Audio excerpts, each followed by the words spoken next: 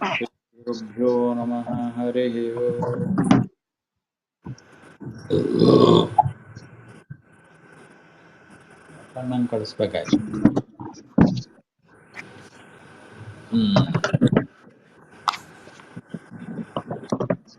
ಕೆಲವು ಇನ್ಫಾರ್ಮೇಶನ್ ಕಳಿಸ್ತಿದ್ದೀನಿ ಇದರಲ್ಲಿ, ನೋಡಿದ್ರ?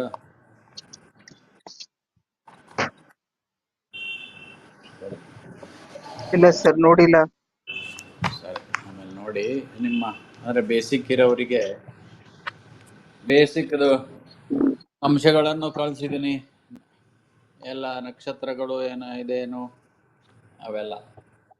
ಆಮೇಲೆ ಮಿತ್ರಗಳು ಯಾರು, ಶತ್ರುಗಳು ಯಾರು, ಸಮಗಳು ಯಾರು ಅಂತ ಕಳಿಸಿದ್ದೀನಿ. ಇವಾಗ ಗ್ರಹಗಳು ನಮಗೆ ಗೊತ್ತು.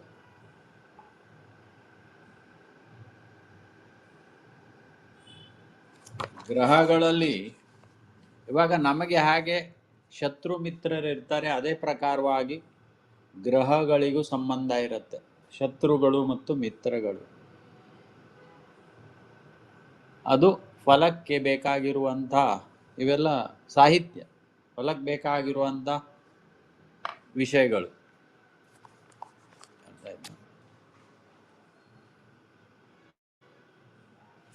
ಅವರವ್ರ ರಾಶಿಗಳು ಯಾವುದು, ರಾಶ್ಯಾಧಿಪತಿ ಯಾರು ಅಂತ ನಾನು ಹೇಳಿದ್ದೀನಿ.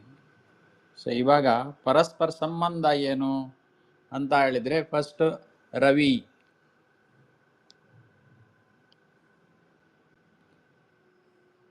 ಫಸ್ಟಿಗೆ ಮಿತ್ರ ಅಂತ ಬರುತ್ತೆ. ಚಂದ್ರ, ಕುಜ, ಗುರು. ಚಂದ್ರ, ಕುಜ, ಕುಜ ಅಂದರೆ ಮಂಗಳ ಮತ್ತು ಗುರು, ಇವರು ಮಿತ್ರಗಳಾಗ್ತಾರೆ. ಸಮ ಅಂದರೆ ಈಕ್ವಲ್, ಬುಧ.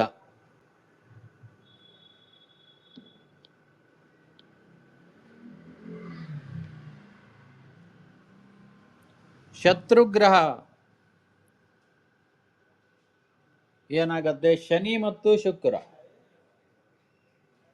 ಶನಿ ಮತ್ತು ಶುಕ್ರ ಗ್ರಹಗಳು. ಇದಕ್ಕೆ ಪ್ರಮುಖವಾಗಿ ಶತ್ರು ಅಂದ್ರೆ ಶನಿ. ಇವನು ಸ್ವಲ್ಪ ಮಟ್ಟಿಗೆ ಕಮ್ಮಿ ಆಗ್ತಾನೆ, ಇವನು 100% ಶತ್ರು ಆಗ್ತಾನೆ, ಇವನು 60% ಶತ್ರು ಆಗ್ತಾನೆ. ಶುಕ್ರ.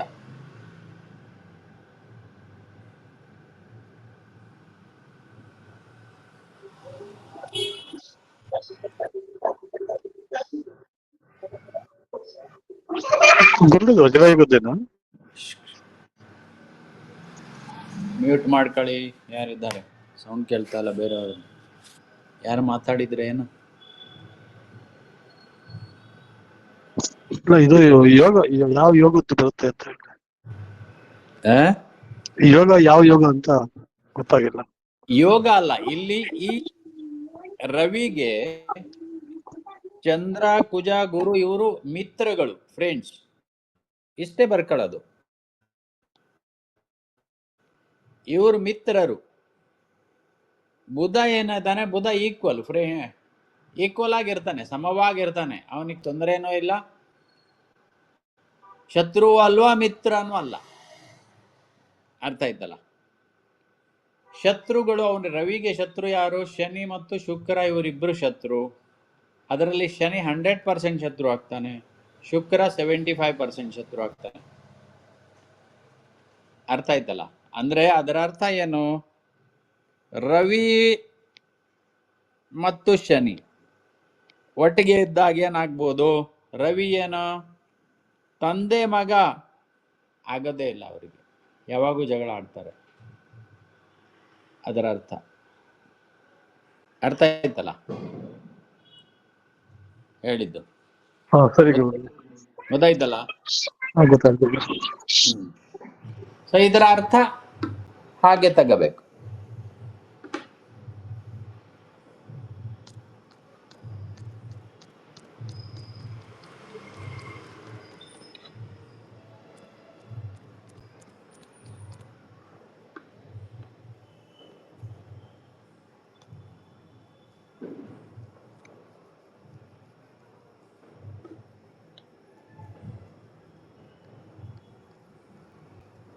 ಹಾಗೆ ತಗೊಳ್ಳೋದು. ಅರ್ಥ ಆಯ್ತಾ? ಇವಾಗ ನೆಕ್ಸ್ಟ್ ಚಂದ್ರ. ಅಂದ್ರೆ ಚಂದ್ರನಿಗೆ ಶಾಸ್ತ್ರದ ಪ್ರಕಾರವಾಗಿ ಚಂದ್ರ ಎಲ್ಲರ ಜೊತೆಗೂ ಚೆನ್ನಾಗಿರ್ತಾನೆ.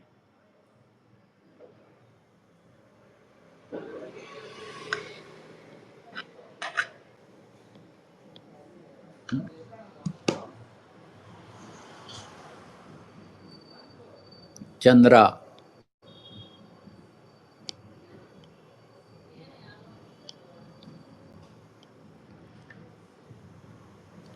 ಶೈಲಿ ಏನ್ ಮಾಡ್ಬೇಕು ಅಂತ ಹೇಳಿದ್ರೆ,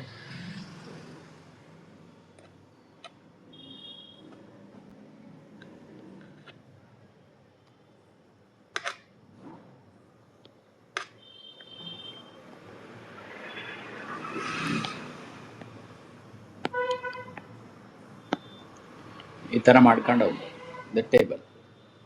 ರವಿದ್ ಬರದ್ನಲ್ಲ ಮೇಲೆ, ಇಲ್ಲಿ ಚಂದ್ರ ಬರ್ಕೊಳ್ಳಿ.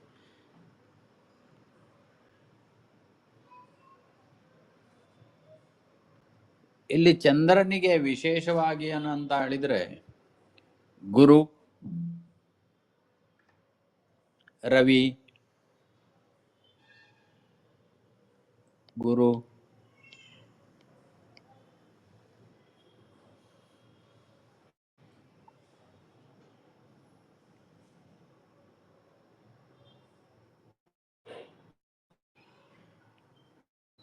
ಇರುವಂತಹದ್ದು. ಇಲ್ಲಿ ಬುಧ,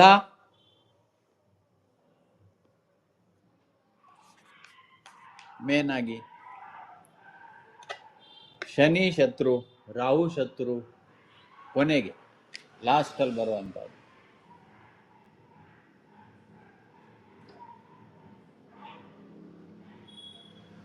ಅಂದ್ರೆ ಶತ್ರುಗಳು ಇವನಿಗೆ ಆಕ್ಚುಲಿ ಇಲ್ಲ. ಇಲ್ಲಿ ಯಾವುದು ಬರಿಬೇಡಿ, ಶತ್ರುಗಳು ಇವನಿಗಿಲ್ಲ, ಬೇರೆಯವನಿಗೆ ಅವನು ಶತ್ರು ಆಗ್ತಾನೆ. ಅರ್ಥ ಮಾಡ್ಕೊಳ್ಳಿ.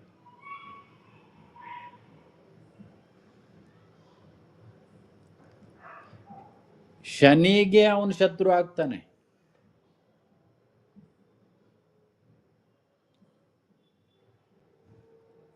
ಶನಿ ಮತ್ತು ಚಂದ್ರ ಶತ್ರುಗಳು. ಇಲ್ಲಿ ಏನ್ ಬರುತ್ತೆ? ಕುಜ ಮಿತ್ರರಲ್ಲಿ. ಇಲ್ಲಿ ಬುಧ ಬಂತು, ಶುಕ್ರ, ಇದು ಸಮಾದಲ್ಲಿ ಬರುವಂತ.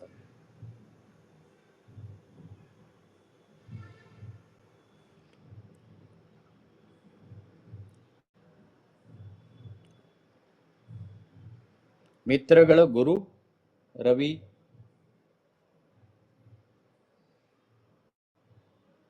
ಕುಜ,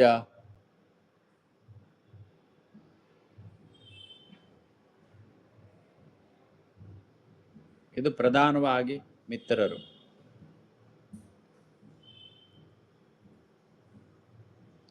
ನಂತರ ಕುಜ,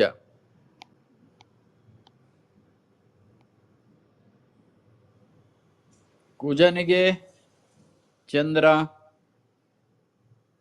ರವಿ,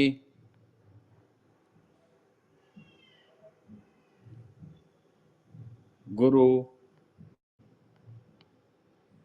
ಇವರು ಮಿತ್ರರು.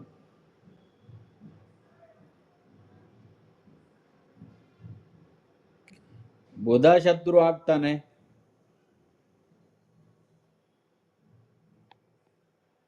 ಶನಿನೂ ಶತ್ರು ಆಗ್ತಾನೆ,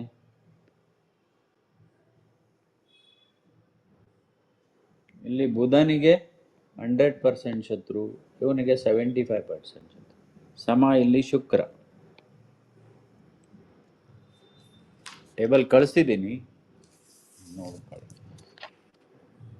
ಯಾರಿಗೆ ಬರದೇ ಇದ್ರೆ ಆಮೇಲೆ ಕಳಿಸ್ತೀನಿ. ನೆಕ್ಸ್ಟ್ ಬುಧ. ನನ್ನ ಅಕ್ಷರ ಸರಿ ಇಲ್ಲ, ಆದರೆ ಬರ್ಕೊಳ್ಳಿ. ಬುಧನಿಗೆ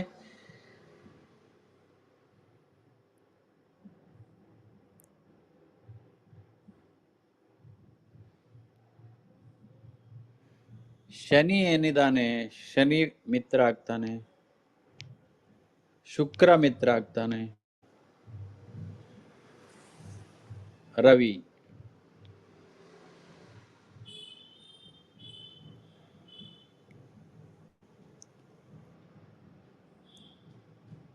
ಗುರು ಸಮನಾಗ್ತಾನೆ. ಇಲ್ಲಿ ಕುಜ,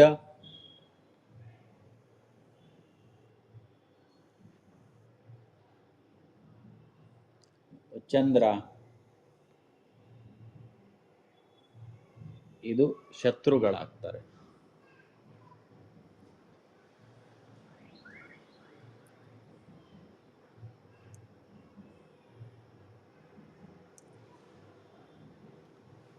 ಗುರು,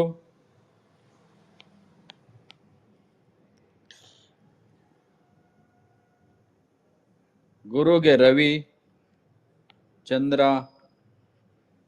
ಕುಜ ಮಿತ್ರರು. ಗುರುಗೆ ಶನಿ ಮತ್ತು ರಾಹು ಇದು ಸಮ.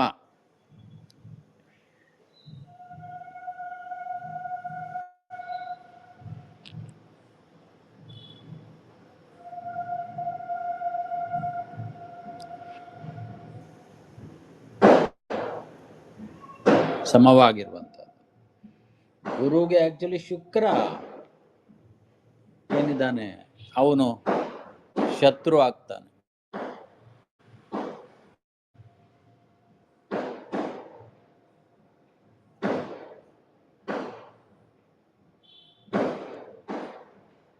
ಬುಧಾನು ಶತ್ರು ಆದ್ರೂ ಬುಧಾನು ಶತ್ರು ಆಗ್ತಾನೆ. ಬುಧ 50% ಆಗ್ತಾನೆ, ಶುಕ್ರ 100% ಆಗ್ತಾನೆ.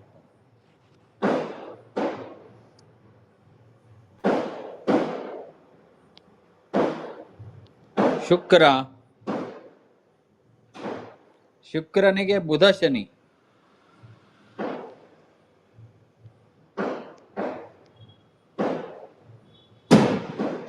ಮಿತ್ರರಾಗ್ತಾರೆ.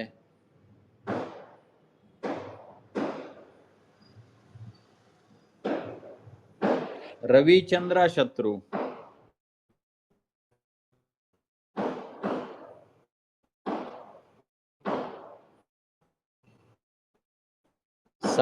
ಸಮ ಆಗುವಂಥವರು ಗುರು, ಕುಜ,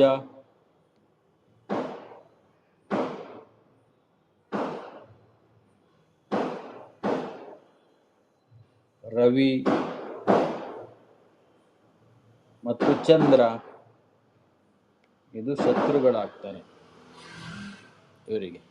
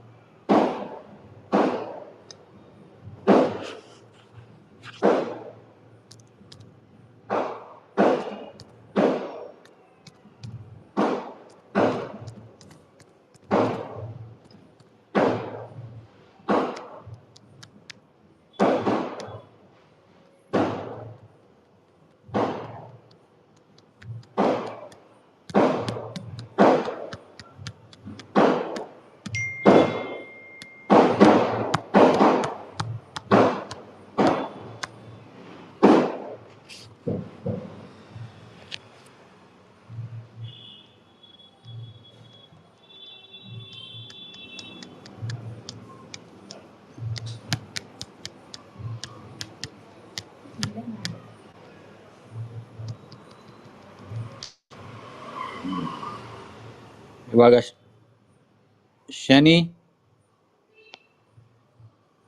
ರಾಹು, ಕೇತು.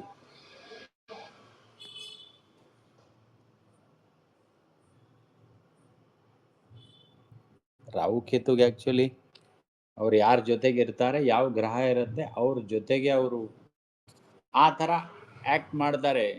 ಅವ್ರು ಆಕ್ಚುಲಿ ಯಾವುದೇ ಸ್ವಭಾವಗಳಿಲ್ಲ, ಕ್ರೂರ ಸ್ವಭಾವ ಇಬ್ಬರದ್ದು. ಶನಿ, ಬುಧ, ಶುಕ್ರ ಪರಮ ಮಿತ್ರ.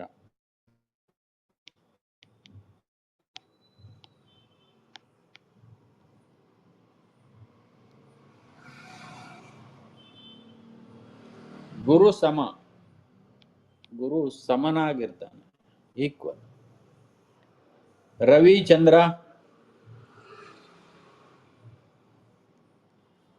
ಕುಜ ಪರಮಶತ್ರುಗಳು.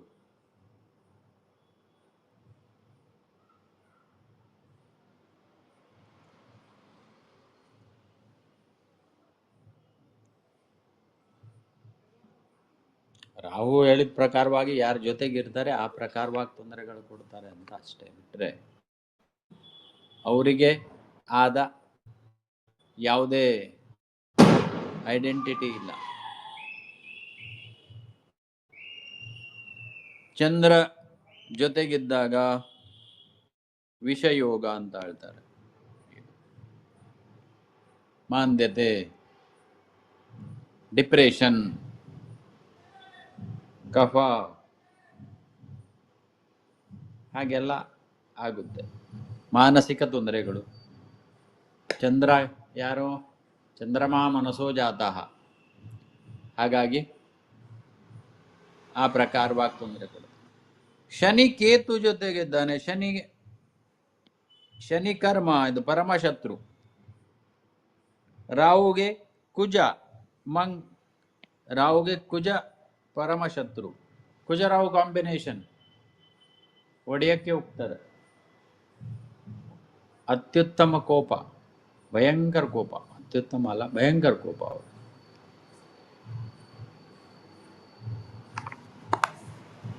ಲೇಡೀಸ್ ಅಲ್ಲಿ ಕಾಂಬಿನೇಷನ್ ಇದ್ರೆ ಮಂತ್ಲಿ ಪೀರಿಯಡ್ಸ್ ಅಲ್ಲಿ ಎಕ್ಸೆಸ್ ಆಫ್ ಫ್ಲೋ ಬ್ಲಡ್ ಜಾಸ್ತಿ ಆಗತ್ತೆ, ಅಥವಾ ಅನ್ಇವನ್ ಪೀರಿಯಡ್ಸ್ ಆಗ್ಬೋದು ಅವರಿಗೆ, ಅವ್ರ ಜಾತಕದಲ್ಲಿ ಎಲ್ಲೇ ಕೂತ್ಕೊಂಡು.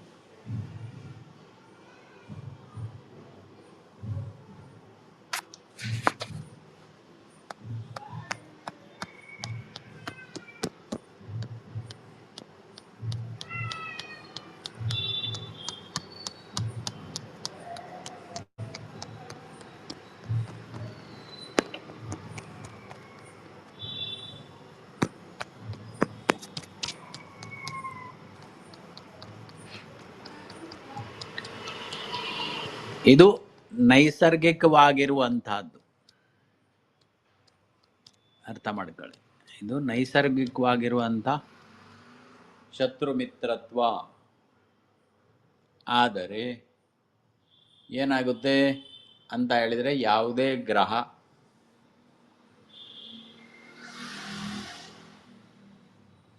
ತಾತ್ಕಾಲಿಕ ಮತ್ತು ಪರ್ಮನೆಂಟ್, ಇದು ಎರಡು ಭಾಗ ಇರುತ್ತೆ.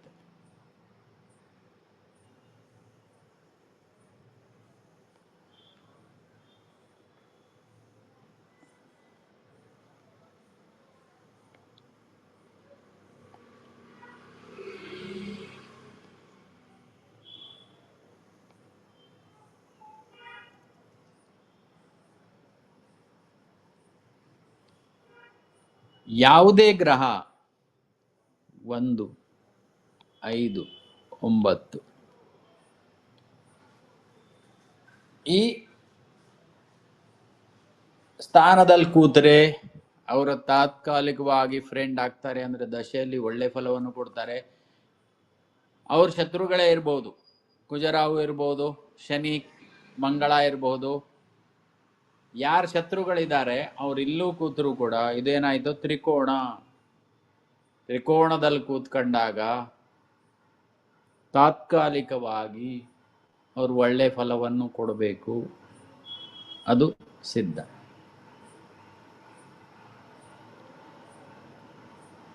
ಶತ್ರು ಆದರೂ ಅವರು ಒಳ್ಳೆ ಫಲವನ್ನು ಕೊಡಬೇಕು. ಇದರ ವಿರುದ್ಧ ಇವಾಗ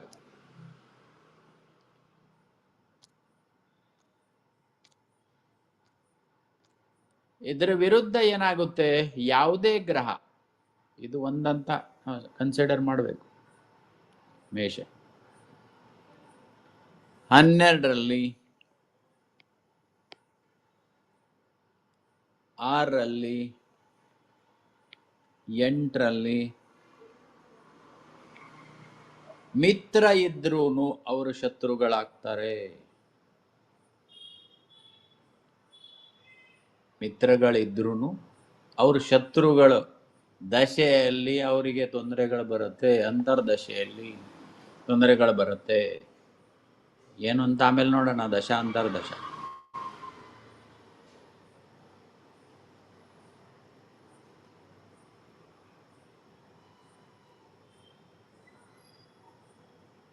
ಇದು ಎರಡನೇ ಭಾಗ ಜ್ಞಾಪಕ ಇಟ್ಕೋಬೇಕಾಗಿರುವಂಥ.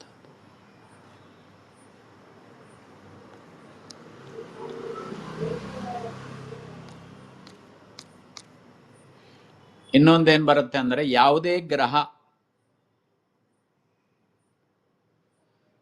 ಎರಡು ಗ್ರಹಗಳು, ಯಾವುದೇ ಎರಡು ಗ್ರಹಗಳು, ಇಲ್ಲಿ ಇವಾಗ ಶುಕ್ರ ಇದ್ದಾನೆ ಮತ್ತು ಬುಧ ಇದ್ದಾನೆ, ಇವ್ರ ಅಂತರ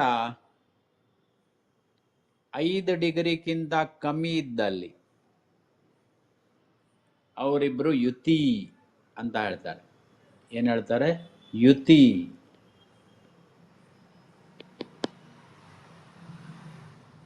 ಇಬ್ರು ಒಟ್ಟು ಸೇರಿದ್ದಾರೆ ಅಂದ್ರೆ ಒಂದೇ ರೂಮಲ್ಲಿ ಇದ್ದಾರೆ, ಅದರ ಅರ್ಥ. ಅಂತ ಹೇಳ್ತಾರಲ್ಲ ಗುರುಗಳೇ, ಕಾಂಬಿನೇಷನ್. ಏನಮ್ಮ? ಏನ್ ಸರ್? ಗುರು ಅಸ್ತ ಅಂತಾರಲ್ಲ ಇದಕ್ಕೆ? ಅಲ್ಲ, ಹಸ್ತ ಅಲ್ಲ. ಹಸ್ತ ವಿಚಾರ ಬೇರೆ. ಅಲ್ಲಿ ಹಸ್ತ ವಿಚಾರ ಬೇರೆ, ಇದು ಬೇರೆ ಗ್ರಹಗಳು. ಹಸ್ತ ವಿಚಾರ ಆಮೇಲೆ ಹೇಳ್ತೀನಿ. ಇದು ಯಾವುದೇ ಗ್ರಹ, ಎರಡು ಗ್ರಹಗಳು 5 ಡಿಗ್ರಿ ಒಳಗಡೆ ಇದ್ದಾಗ ಅದು ಯುತಿ ಅಂತ ಹೇಳಿದ್ರೆ ಕಾಂಬಿನೇಷನ್. ಅಂದ್ರೆ ಒಂದೇ ಬೆಂಚಲ್ಲಿ ಕುತ್ಕೊಂಡಿರೋ ತರ ಅರ್ಥ ಆಯ್ತಲ್ಲ. ಒಂದೇ ಬೆಂಚಲ್ಲಿ ಕುತ್ಕೊಂಡಾದ ಏನಾಗುತ್ತೆ, ನಿಮ್ಗೇನೋ ಗೊತ್ತಾಗಿಲ್ಲ, ಅವರಲ್ಲಿ ನೋಡ್ತೀರಾ, ಅವರಲ್ಲಿ ಗೊತ್ತಾಗಿಲ್ಲ, ನಿಮ್ಮಲ್ಲಿ ನೋಡ್ತಾರೆ, ಕಮೆಂಟ್ ನಡೀತಾ ಇರುತ್ತೆ ಬಹಳ ಕ್ಲೋಸ್. ಹಿಂದ್ಗಡೆ ಕೂತ್ಕೊಂಡಾಗ ಏನಾಗುತ್ತೆ, ಅವನ್ ಕೇಳಬೇಕು, ನೀವು ಹಿಂದೆ ಸರಿಬೇಕು, ಬುಕ್ ಎತ್ತಿ ತೋರಿಸ್ಬೇಕು ಅಥವಾ ಬುಕ್ ಕೊಡಬೇಕು. ಅರ್ಥ ಆಯ್ತಲ್ಲ ಕನೆಕ್ಷನ್ ಹೆಂಗೆ ಅಂತ.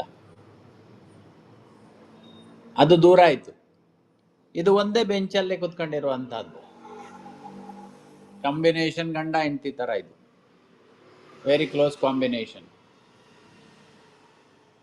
ಅವರಿದ್ದಾಗ ಅವರವರ ಸ್ವಭಾವಗಳನ್ನು ಹಂಚ್ಕೋತಾರೆ ಇಬ್ರು, ಅದರ ಅರ್ಥ ಅಷ್ಟೇ.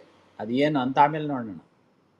ಬಟ್ ತಿಳ್ಕೊಂಡಿರಿ ಸ್ವಭಾವಗಳು. ಯುತಿ ಇದು, ಇದಕ್ಕೇನಂತಾರೆ? ಯುತಿ, ಕಾಂಬಿನೇಷನ್. ಎರಡು ಗ್ರಹಗಳು ಕೆಲವು ಟೈಮಲ್ಲಿ ಒಂದೇ ನಕ್ಷತ್ರದಲ್ಲಿ ಗ್ರಹಗಳಿರ್ತವೆ. 5 ಡಿಗ್ರಿ ಒಳಗಡೆ ಇದ್ದಾಗ ಅದು ಯುತಿ ಅಂತ ಹೇಳ್ತಾರೆ. ಮುಂದೆ ಹಿಂದೆ ಇದ್ದಾಗ ಅದಕ್ಕಷ್ಟು ಬರಲ್ಲ ಅಂತಲ್ಲ, ಪ್ರಭಾವ ಬರುತ್ತೆ, ಕಮ್ಮಿ ಬರುತ್ತೆ. ಡಿಸ್ಟೆನ್ಸ್ ಜಾಸ್ತಿ ಆಗ್ತಾ ಇದ್ದಂಗೂ ಪ್ರಭಾವ ಕಮ್ಮಿ ಇರುತ್ತೆ. ಇವಾಗ ಎದುರುಗಡೆ ಇರೋದಕ್ಕೂ, ಒಂದು ಮನೆ ಎದುರುಗಡೆ ಮನೆಯಲ್ಲಿ ಇರೋದಕ್ಕೂ ಒಂದೇ ನಿಮ್ಮ ಮನೆಯಲ್ಲಿ ಇರೋದಕ್ಕೂ ವ್ಯತ್ಯಾಸ ಇದೆ ಅಲ್ವಾ? ಹಾಗೆ.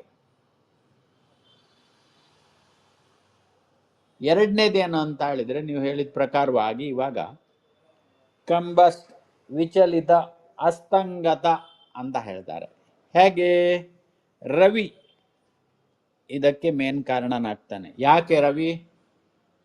ರವಿಯಷ್ಟು ಪವರ್ ಯಾರಲ್ಲೂ ಇಲ್ಲ.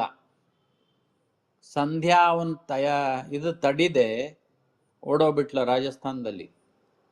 ಅವನು ಉಷ್ಣತೆಯನ್ನು ತಡಿದೆ ಅಲ್ಲಿ ಹೋದಾಗ ಅವಳು ಕುದುರೆ ರೂಪದಲ್ಲಿ ಹೋದ್ಲು.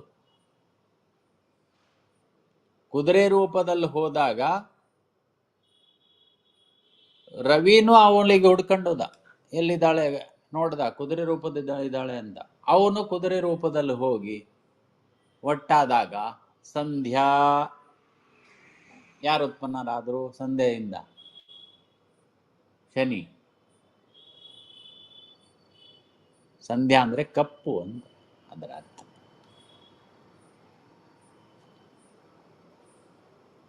ಹಾಗಾಗಿ ರವಿಯಿಂದ ಅಸ್ತಂಗತ ಪ್ಲಸ್ ಮೈನಸ್ 10 ಡಿಗ್ರಿ ಒಳಗಡೆ ಯಾವುದೇ ಗ್ರಹ ಇದ್ರೆ ಅಸ್ತಂಗತನಾಗ್ತಾನೆ, ವಿಚಲಿತನಾಗ್ತಾನೆ, ಅವನ್ ಪವರ್ ಕಳ್ಕತಾನೆ, ಅಸ್ತನಾಗ್ತಾನೆ. ತಲೆಯಲ್ಲಿಟ್ಕೊಳ್ಳಿ. ಗೋಚರದಲ್ಲಿ, ನಿಮ್ಮ ಪಂಚಾಂಗದಲ್ಲಿ ಅಸ್ತ ಮತ್ತು ಉದಯ 2 ಭಾಗ ಇರುತ್ತೆ. ನೋಡಿದ್ದೀರಾ ಯಾವಾಗಾರು? ಪಂಚಾಂಗ ನೋಡಿ ಗೊತ್ತಾಗತ್ತೆ. ನಾನು ನೋಡಿದ್ವಿ ಗುರುಗಳೇ. ಗುರು ಹಸ್ತ, ಹಾ, ಶುಕ್ರ ಹಸ್ತ. ಯಾಕೆ ಹಾಕ್ತಾರೆ ಅಂತ ಅಂದರೆ ಇದು ಕಾರಣ. ಅರ್ಥ ಆಯ್ತಲ್ಲ ನಿಮ್ಗೆ? ಇವಾಗ 20 ದಿವಸ, 1 ತಿಂಗಳು ಹೆಚ್ಚು ಕಮ್ಮಿ ತಗತಾನೆ ಉದಯ ಆಗಕ್ಕೆ. ಯಾಕಂದ್ರೆ ಅವನಿಂದ ಬಿಟ್ಟು ದೂರ ಹೋಗ್ಬೇಕು. ಅಂದ್ರೆ ಹಿಂದ್ಗಡೆ ಇಲ್ಲಿ ನೋಡಿ, ಇಲ್ಲಿ 10 ಡಿಗ್ರಿ, ಇಲ್ಲಿ 10 ಡಿಗ್ರಿ ಅಂದ್ರೆ 20 ದಿವಸ ಹೊರಟೋಯ್ತಾ ಇದು. ಹೌದೌದು. ಅರ್ಥ ಮಾಡ್ಕೊಳ್ಳಿ. ಇಲ್ಲಿ 20 ದಿವಸ ಹೊರಟೋಯ್ತು. ಆಮೇಲೆ 21ನೇ ದಿವಸ ಅವನು 25ನೇ ದಿವಸ ಇಲ್ಲಿ ಬಂದಾಗ ಉದಯನ ಆಗ್ಬೇಕು, ಅವನು ಕ್ಲೀನ್ ಆಗ್ಬೇಕು. ಅಂದ್ರೆ ಅವನ ಅಸ್ತಿತ್ವವನ್ನು ಕಳ್ಕತಾನೆ, ಅದರ ಅರ್ಥ ಅಷ್ಟೇ ಮಾಡ್ಕೊಳ್ಳಿ. ಅವನ ತಲೆ ಕೆಟ್ಟೋಗ್ಬಿಡತ್ತೆ, ಆ ತಾಪ ತಡಿಯಕ್ ಆಗೋದಿಲ್ಲ. ಅವಾಗ ಅಸ್ತಂಗತನಾಗಿದ್ದಾಗ ಗುರು ಶುಕ್ರರು ವಿಶೇಷವಾಗಿ, ಅಂದ್ರೆ ಅಸ್ತ ಅಂತ ನಾವು ಹೇಳ್ತೀವಿ, ಲುಪ್ತವಾಗ್ತಾರೆ. ಅವ್ರ ಕಣ್ಣಿಗೆ ಕಾಣೋದಿಲ್ಲ, ಅವ್ರ ಪವರ್ ಇರೋದಿಲ್ಲ. ಯಾಕಿರಲ್ಲ? ಸೂರ್ಯನ ಪವರ್ ಹೆಚ್ಚಾಗಿದೆ ಕಾರಣದಿಂದ ಅವ್ರ ಪವರ್ ಸುಟ್ಟೋಗಿರುತ್ತೆ. ಅವ್ರ ಏನಕ್ಕೂ ಬರಲ್ಲ, ಅವ್ರ ಪವರಿಗೆ ಇಲ್ಲ, ನಿರ್ಬಲಿ ಆಗ್ತಾರೆ, ವೀಕ್ ಆಗ್ಬಿಡ್ತಾರೆ. ಆದ್ರಿಂದ ಶುಭ ಕಾರ್ಯಗಳು ನಡೆಸಬಾರದು ಅಂತ ಶಾಸ್ತ್ರದಲ್ಲೂ ಹೇಳ್ತಾರೆ, ಕೇಳಿದಿರ? ಆವಾಗ ಮುಹೂರ್ತಗಳು ಸಾಧಾರಣವಾಗಿ ಇರಲ್ಲ. ಚೆಕ್ ಮಾಡಿ ನಾನು ಹೇಳಿರುವಂತ ವಿಷಯ. ಹೌದು ಗುರುಗಳೇ. ಶುಕ್ರಾಸ್ತ, ಗುರು ಹಸ್ತದಲ್ಲಿ ಶುಕ್ರಾಸ್ತದಲ್ಲಿ ಮದುವೆ ಮಾಡಲ್ಲ, ಗುರು ಹಸ್ತದಲ್ಲಿ ಉಪನಯನ ಮಾಡೋದಿಲ್ಲ, ಶುಭ ಕಾರ್ಯವನ್ನು ಮಾಡಲ್ಲ ಅಂತ ಬರುತ್ತೆ. ಹೌದು. ಯಾಕೆ ಅಂದ್ರೆ ಇದು ಕಾರ್ಯ. ಇವಾಗ ಶುಕ್ರನ ಶಾಂತಿ ಮಾಡ್ತಾರೆ, ಗುರು ಶಾಂತಿ ಮಾಡ್ತಾರೆ. ಅದು ಆಪತ್ಕಾಲಿನ ಬಂದಂಗೆ ಅಷ್ಟೇ ಬಿಟ್ರೆ ಅದಕ್ಕೆ ಶಾಸ್ತ್ರಾಧಾರ ಎಲ್ಲೂ ಇಲ್ಲ. ಆ ಕಾಲದಲ್ಲಿ ಮಾಡಬೇಡಿ ಅಂತ ಶಾಸ್ತ್ರಾಧಾರ ಹೇಳತ್ತೆ ಬಿಟ್ರೆ ಇವರು ಮಾಡ್ಕೊಂಡಿರುವಂತಹದ್ದು ಶಾಸ್ತ್ರ ಆಧಾರ ಇಲ್ಲ. ಪರಿಣಾಮಗಳು ಏನ್ ಕೊಡ್ಬೇಕಾದೆ ಕೊಡೋದು, ನೀವೇನೇ ಶಾಂತಿ ಮಾಡಿದ್ರು ಕೂಡ. ಹಾಗಾಗಿ ಅದರಲ್ಲಿ ವರ್ಜ, ಅಸ್ತಕಾಲೇ ವರ್ಜ ಅಂತ ಹೇಳ್ತಾರೆ ಶಾಸ್ತ್ರದಲ್ಲಿ. ಇನ್ನೊಂದು ಭಾಗ ಬರುತ್ತೆ, ಯುದ್ಧ, ಫೈಟಿಂಗ್. ಯಾವುದೇ ಗ್ರಹ, ಇಲ್ಲಿ ಶನಿ ಗ್ರಹ ಇದ್ದಾನೆ, ಕೆಳಗಡೆ ಕುಜ ಇದ್ದಾನೆ.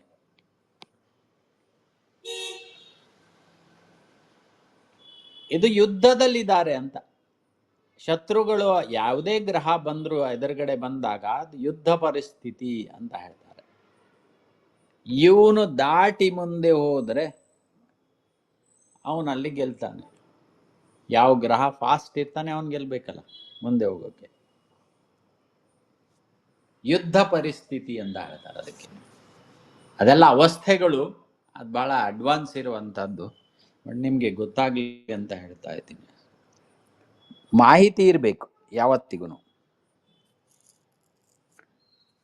ಗೊತ್ತಿರ್ಬೇಕು, ಅದು ಏನು ಅಂತ ತಿಳ್ಕೋಬೇಕು. ಬಟ್ ಇವಾಗ ಪೂರ್ತಿಯಾಗಿ ನೆಸರಿಲ್ಲ, ಅಷ್ಟು ಮಾತ್ರ ನೀವು ಬರ್ಕೊಳ್ಳಿ. ಅದರಲ್ಲಿ ಅವಸ್ಥೆಗಳಲ್ಲಿ 8-9 ಪ್ರಕಾರವಾದ ಅವಸ್ಥೆಗಳಿದ್ದಾವೆ, ಒಂದಲ್ಲ, ಅವಸ್ಥೆಗಳೇ ಸುಮಾರಿದ್ದಾವೆ. ಇವಾಗ ನೋಡಿ ಏನಾಗುತ್ತೆ ಅಂತ ಹೇಳಿದ್ರೆ,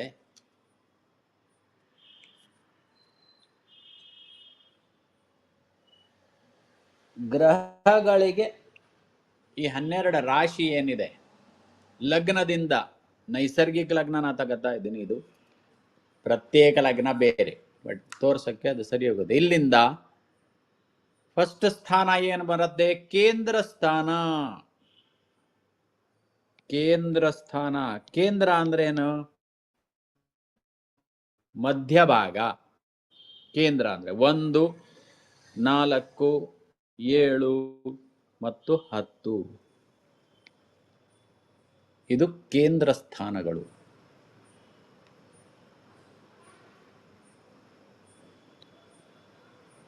ಶಾಸ್ತ್ರದ ಪ್ರಕಾರ ಏನ್ ಹೇಳ್ತಾರೆ? ಕೇಂದ್ರ ಸ್ಥಾನೇ ಶುಭೇ ಗದೆ ದೀರ್ಘಾಯು ಭವತಿ.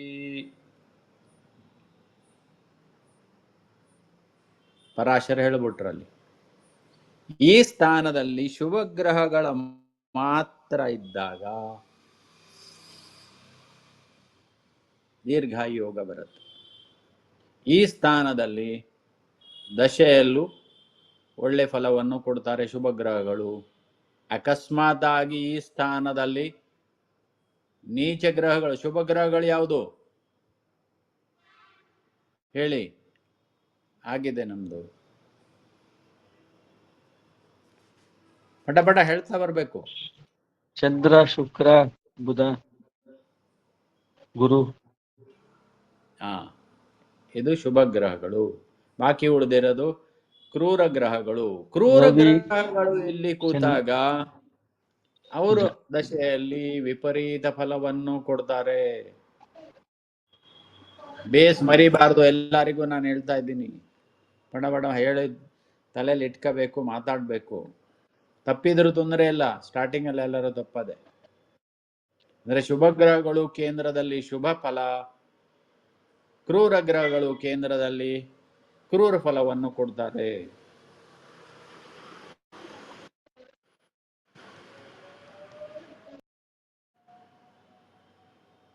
ಯಾರು ಮಾತಾಡ್ತಾ ಇದ್ದಾರೆ, ವಾಯ್ಸ್ ಬರ್ತಾ ಇಲ್ಲ. ನೆಕ್ಸ್ಟ್ ತ್ರಿಕೋಣ.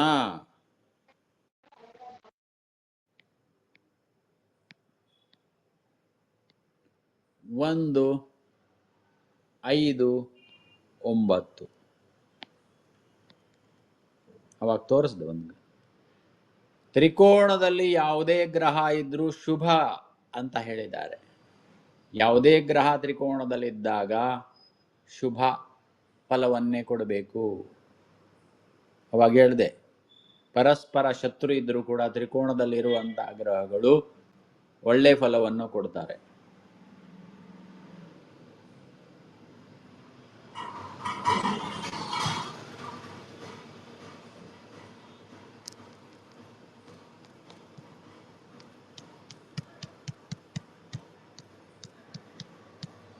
ನೆಕ್ಸ್ಟ್ ಪಣ ಫರಸ್ಥಾನ. ಪಣ ಫರಸ್ಥಾನ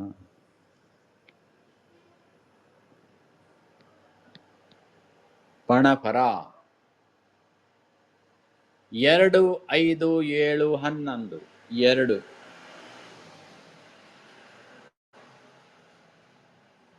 5, 7 ಮತ್ತು 11. ಇದು ಬೆಳೆಯುವ ಸ್ಥಾನಗಳು. ಒಂದಕ್ಕಿಂತ ಒಂದು, ಇದನ್ಕಿಂತ ಇದು ಜಾಸ್ತಿ ಬೆಳೆಸ್ತದೆ, ಇದನ್ಕಿಂತ ಇದು ಜಾಸ್ತಿ ಬೆಳೆಸುತ್ತೆ, ಇದನ್ಕಿಂತ ಇದು ಜಾಸ್ತಿ ಬೆಳೆಸುತ್ತೆ ಅಂತ ಹೇಳಿದ್ರೆ ಅಭಿವೃದ್ಧಿಗಳು, ಇಂಪ್ರೂವ್ಮೆಂಟ್ ಅಂತ. ಅಂದ್ರೆ ಇಂಥ ದಶೆಯಲ್ಲಿ ಏನಾಗುತ್ತೆ, ಬೆಳೀತಾ ಹೋಗುತ್ತೆ ಅಂತ ಅದರ ಅರ್ಥ. ಇಂಪ್ರೂವ್ಮೆಂಟ್ ಆಗುತ್ತೆ ಅಂತ. ಪಣಫರ.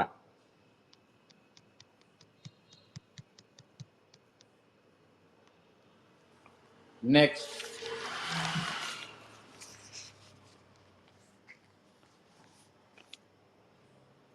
ಅಪೋಕ್ಲೀಮ ಸ್ಥಾನಗಳು. ಕೇಂದ್ರದಿಂದ ಹಿಂದಿನ ಸ್ಥಾನಗಳು.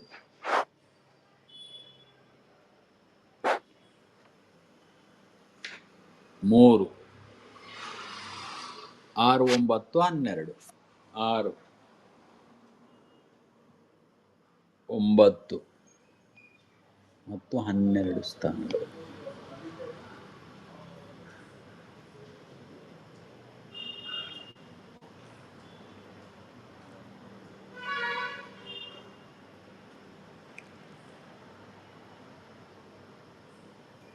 ಅಂದ್ರೆ ಇವರು ಪ್ರತ್ಯೇಕವಾಗಿ ಕೇಂದ್ರದಲ್ಲಿದ್ದಾರೆ, ಅರ್ಥ ಮಾಡ್ಕೊಳ್ಳಿ.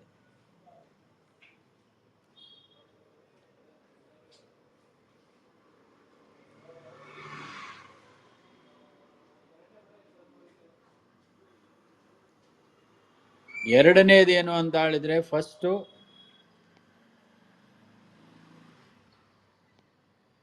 ಶುಭ ಗ್ರಹಗಳು 1, 4, 5, 7, 9, 10 ಮತ್ತು 11 ಈ ಸ್ಥಾನದಲ್ಲಿ ಶುಭ ಫಲವನ್ನು ಕೊಡ್ತಾರೆ.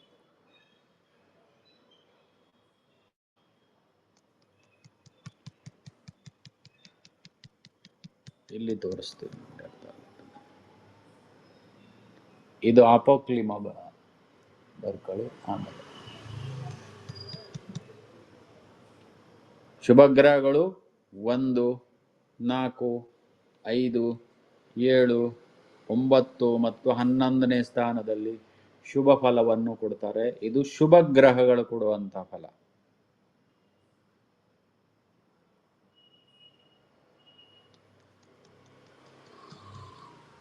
ಇವಾಗ ಕ್ರೂರ ಗ್ರಹಗಳು ಕೊಡುವಂತ ಫಲ ಏನಿದೆ, 3, 6 ಮತ್ತು 11.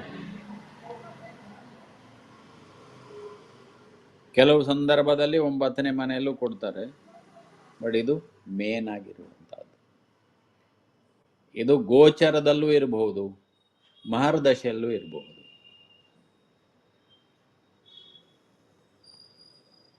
ಕ್ರೂರ ಗ್ರಹಗಳು ಇಲ್ಲಿ ಕೂತಾಗ ಒಳ್ಳೆ ಫಲವನ್ನು ಕೊಡಬೇಕು.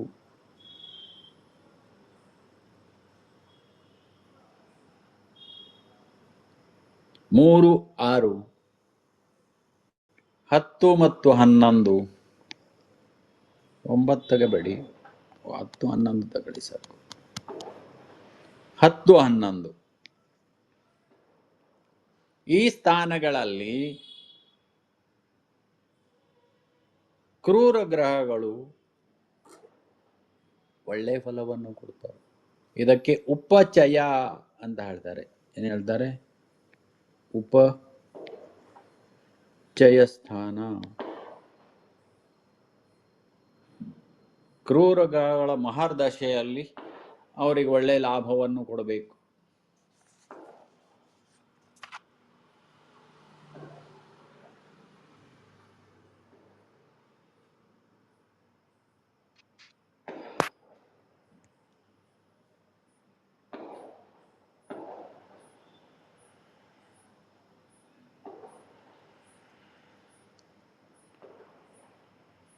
ಮೇನ್ ಆಗಿ ಏನ್ ಹೇಳ್ತಾರೆ ಅಂದ್ರೆ, ಕೆಲವು ಕಡೆ ಇನ್ನು ಅಡ್ವಾನ್ಸ್ ಅಲ್ಲಿ ಹೋದಾಗ 3, 6, 11 ಇದು ತ್ರಿಕ್ ಸ್ಥಾನ ಅಂತ ಹೇಳ್ತಾರೆ. ಏನ್ ಹೇಳ್ತಾರೆ? ತ್ರಿಕ್ ಸ್ಥಾನ.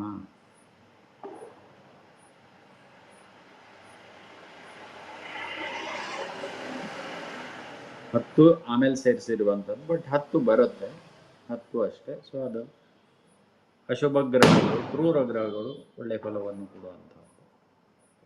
ನೆಕ್ಸ್ಟ್ ಏನ್ ಬರುತ್ತೆ?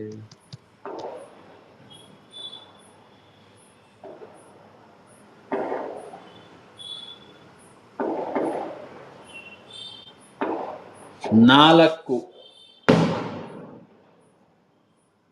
ಮತ್ತು 8. ಇದು ಚತರಸ್ರ.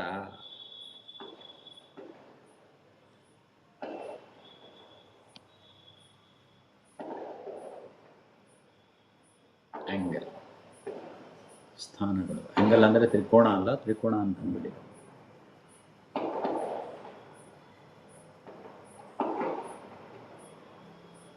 ಚತರಸ್ರ ಸ್ಥಾನಗಳು.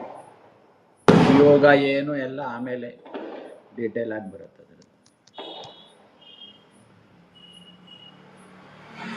ಪ್ರಮುಖವಾಗಿ ಇಲ್ಲಿ ಏನು ಅಂತ ಹೇಳಿದ್ರೆ, ಫಸ್ಟ್ ತೊಂದರೆ ಕೊಡೋದು 3, ಅದಕ್ಕಿಂತ ತೊಂದರೆ ಕೊಡೋದು 6, ಅದಕ್ಕಿಂತ ತೊಂದರೆ ಕೊಡೋದು 8, ಅದಕ್ಕಿಂತ ಕೊನೆಗೆ ತೊಂದರೆ ಕೊಡೋದು 12. ಇದೆಲ್ಲ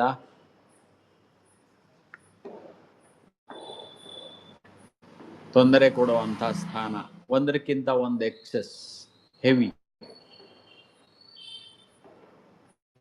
ಚಾಲೆಂಜಸ್ ಕೊಡುತ್ತೆ ಅದು ತುಂಬಾ ಲೈಫಲ್ಲಿ.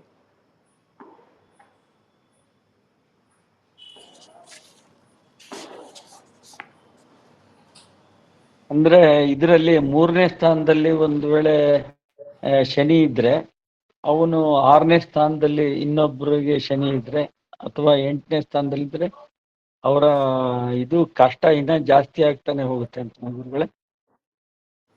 ಇಲ್ಲಿ ಇರುವಂತ ಸ್ಥಾನ ಇದು ಬೇಸಿಕ್. ಅಂದ್ರೆ ಇಲ್ಲಿ ತೊಂದರೆ ಕೊಡ್ತಾನೆ. ಇದು ಎಷ್ಟು ಬರುತ್ತೆ? 25% ತೊಂದರೆ ಬರುತ್ತೆ. ಇದು 50% ತೊಂದರೆ ಬರುತ್ತೆ. ಇದು 75% ತೊಂದರೆ ಬರುತ್ತೆ. ಇದು 100%. 100%. ಗ್ರಾವಿಟಿ. ಅರ್ಥ ಆಯ್ತಲ್ಲ ಇವಾಗ? ಸರಿ ಗುರುಗಳೇ. ಅದು ಕೇಳಬೇಕು, ಗೊತ್ತಾಗದೆ ಇದ್ದ ಕೂಡಲೇ. ನಾನು ಹೇಳಕ್ ನೀವು ಕೇಳದೆ ಹೋಗ್ಬಿಟ್ರೆ ನಿಮ್ಗೆ ಗೊತ್ತಾಗಿದೆ ಅಂತ ನಾನು ನನ್ನ ಕಂಡ ಸುಮ್ಮನೆ ಇರ್ತೀನಿ. ಕೇಳಬೇಕು. ಯಾವತ್ತು ಕ್ವಶನ್ ಬಂದಾಗ ಆನ್ಸರ್ ಬರುತ್ತೆ. ಕ್ವಶನ್ನೇ ಬರ್ದೆ ಹೋಗ್ಬಿಟ್ರೆ ಆನ್ಸರ್ ಬರೋದಿಲ್ಲ. ಅರ್ಥ ಮಾಡ್ಕೊಳ್ಳಿ ಎಲ್ಲಾರು. ಕ್ವಶನ್ ಇರ್ಬೇಕು ನಿಮ್ದು. ಅವಾಗ ನನ್ನ ತಲೆಯಲ್ಲಿ ಏನಿದೆ ಇಮಿಡಿಯೇಟ್ ಬರುತ್ತೆ. ಆಮೇಲೆ ಇನ್ನು ಯಾವಾಗ ಕೇಳಿದಾಗ ಬರಲ್ಲ. ಅದು ಫ್ಲೋ ಆಗ್ತಾ ಇರ್ಬೇಕು. ನೀವೇನ್ ಕೇಳ್ತೀರಾ ಅದರದ್ದು ಆನ್ಸರ್ ಬಂದ್ಬಿಡತ್ತೆ. ಇನ್ನು ದೃಷ್ಟಿ ಅಂದ್ರೆ ನೋಡುವ ದೃಷ್ಟಿ.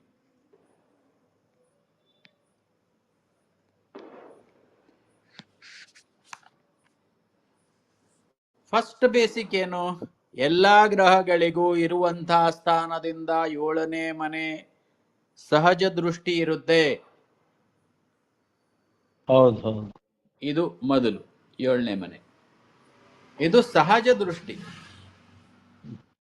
ದೃಷ್ಟಿ ಅಂದ್ರೆ ಎದುರುಗಡೆ ಫಸ್ಟ್ ನೋಡ್ತೀವಲ್ಲ ಮನೆಯಲ್ಲಿ. ಬಾಗಿಲು ತೆಗೆದು ಕೂಡಲೇ ಯಾರು ಕಾಣೋದು? ನಮ್ಗೆ ಎದುರುಗಡೆ ಕಾಣೋದಲ್ವಾ? 7ನೇ ಮನೆ. ಹೌದು. ಹಾಗಾಗಿ ಎದುರುಗಡೆ ದೃಷ್ಟಿ ಎಲ್ಲಾ ಗ್ರಹಗಳಿಗೂ ಇರುತ್ತೆ. ಪ್ರತ್ಯೇಕ ಗ್ರಹಕ್ಕೆ ಇಲ್ಲಿ ಯಾವುದೂ ಎಕ್ಸೆಪ್ಷನ್ ಇಲ್ಲ.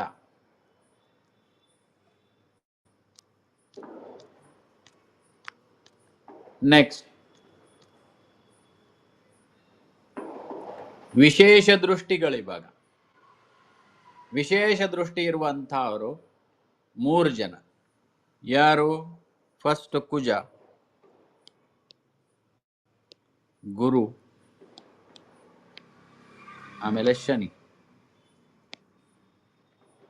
ಕುಜ ಅವನ ಮನೆಯಿಂದ ವಿಶೇಷ ದೃಷ್ಟಿ 4,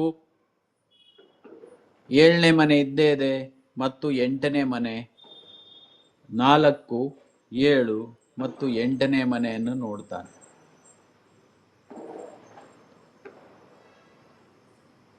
ಪೂರ್ಣವಾಗಿ ಇದು 100% ಇರುವಂಥದ್ದು. ಇಲ್ಲಿ ಪರ್ಸೆಂಟೇಜ್ ಏನಿಲ್ಲ. ಪೂರ್ಣವಾಗಿ ದೃಷ್ಟಿ ಅಂತ ಹೇಳಿದ್ರೆ ಪೂರ್ಣವಾಗಿ ಅದ ಎಫೆಕ್ಟ್ ಆಗೇ ಆಗುತ್ತಲ್ಲ. ಬೆಂಕಿ ಎದುರುಗಡೆ ನಿಂತಾಗ ಬೆಂಕಿ ಜಾಳತಾಗ್ಲೇಬೇಕು. ಅದೇ ತರ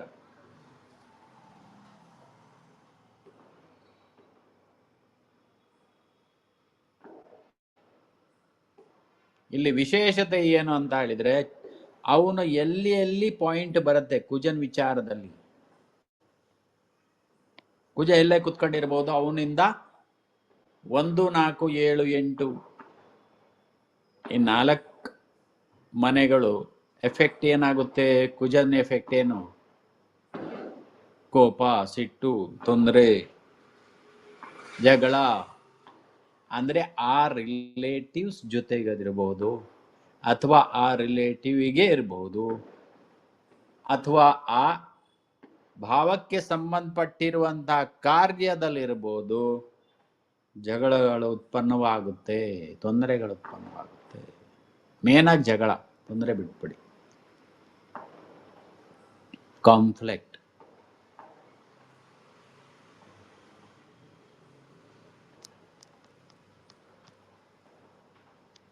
ಇದರಿಂದ ಭೂಮಿನೂ ಕೊಡ್ತಾನಲ್ವಾ ಕುಜ? ಖಂಡಿತವಾಗಿ ಕೊಡ್ತಾನೆ. ಯಾಕೆ ಕೊಡಲ್ಲ? ಅಲ್ಲ, ದೃಷ್ಟಿಯಿಂದ ಕೊಡ್ಬೋದಲ್ವಾ? ಅವನ ಕಾರ್ಯ ಅವನ್ ಮಾಡ್ತಾನೆ. ಯಾವಾಗ್ಲೂ ಅಷ್ಟೇ. ಕೆಟ್ಟವನಾದ್ರೆ ಅವನ ಕಾರ್ಯ ಅವನ್ ಮಾಡ್ಲೇಬೇಕಲ್ಲ. ಹೌದೌದು. ಅವನ ಕಾರ್ಯ ಅವನ್ ಮಾಡ್ಲೇಬೇಕು. ಅವ್ನ ಭೂಮಿಗೆ ಸಂಬಂಧಪಟ್ಟಿದ್ದು ಇದಾದೆ ಅಂತ ಬರ್ಸಿದ್ದೀನಲ್ಲ ಅಲ್ಲಿ. ಹಾಗಾಗಿ ಅವನಿಗೆ ಸಂಬಂಧಪಟ್ಟಿರುವಂತ ಕಾರ್ಯ ವಿಚಾರ ಬೇರೆ. ಅಷ್ಟೂನು ಅವನಿಗೆ ಸಂಬಂಧಪಟ್ಟಿರುವಂತಹದ್ದು ಸಿಗತ್ತೆ. ನೆಕ್ಸ್ಟ್, ಗುರು ಏನಿದ್ದಾನೆ, ಗುರು ಅವನ ಮನೆಯಿಂದ, ಇಲ್ಲಿ ಗುರು ಇದ್ರೆ 5ನೇ ಮನೆ, 7ನೇ ಮನೆ ಮತ್ತು 9ನೇ ಮನೆ ನೋಡ್ತಾನೆ. ಅಂದ್ರೆ ತ್ರಿಕೋಣ ದೃಷ್ಟಿಯ ಒಂದು. ಗುರು ದೃಷ್ಟಿ. ಇಲ್ಲಿ ಒಂದ್ ತಲೆಯಲ್ಲಿ ಇಟ್ಕೋಬೇಕು, ಇದು ಯಾವ ಬುಕ್ಕಲ್ಲೂ ಕೆಲವು ಸಿಗೋದಿಲ್ಲ, ಫ್ಲೋ ಇರ್ಬೇಕಾದ್ರೆ ನಾನು ಹೇಳ್ತೀನಿ. ಗುರು ಇರುವಂತ ಮನೆಯನ್ನು ಹಾಳು ಮಾಡ್ತಾನೆ, ಗುರು ದೃಷ್ಟಿ ಶುಭವಾಗುತ್ತೆ. ಅರ್ಥ ಮಾಡ್ಕೊಳ್ಳಿ. ಗುರು ಲಗ್ನದಲ್ಲಿದ್ರೆ ಆರೋಗ್ಯದಲ್ಲಿ ತೊಂದರೆಗಳನ್ನ ಕೊಡ್ತಾನೆ. ಆದ್ರೆ ಗುರು 5ನೇ ಮನೆ ಇರೋ ಕಾರಣದಿಂದ 5ಕ್ಕೆ ಮತ್ತು 9ಕ್ಕೆ ಸಂಬಂಧಪಟ್ಟಿರುವಂತ ಯಾವ ಕಾರ್ಯಗಳಿದ್ದಾವೆ, ಯಾರಿದ್ದಾರೆ ಅದಕ್ಕೆ ಶುಭ ಮಾಡ್ತಾನೆ. ಅಮೃತ ಚಿಡಗ್ತಾನೆ, ಶುಭ ಮಾಡ್ತಾನೆ, ಅದರ ಅರ್ಥ. ಅದಕ್ಕೆ ಗುರು ದೃಷ್ಟಿ ಯಾವತ್ತೂ ಶುಭ, ಅದರ ಅರ್ಥ. ಗುರು ಕೂತ್ಕೊಂಡಿರುವಂತ ಸ್ಥಾನ ಅಲ್ಲ. ಇಲ್ಲಿ ಭೇದ ಇದೆ, ಅರ್ಥ ಆಯ್ತಲ್ಲ ಹೇಳಿದ್ದು. ಇಲ್ಲಿ 7ನೇ ಮನೆನೂ ನೋಡ್ತಾನಲ್ವಾ ಇದರಲ್ಲಿ ಅವನು? ಹೌನ್ ಸರ್.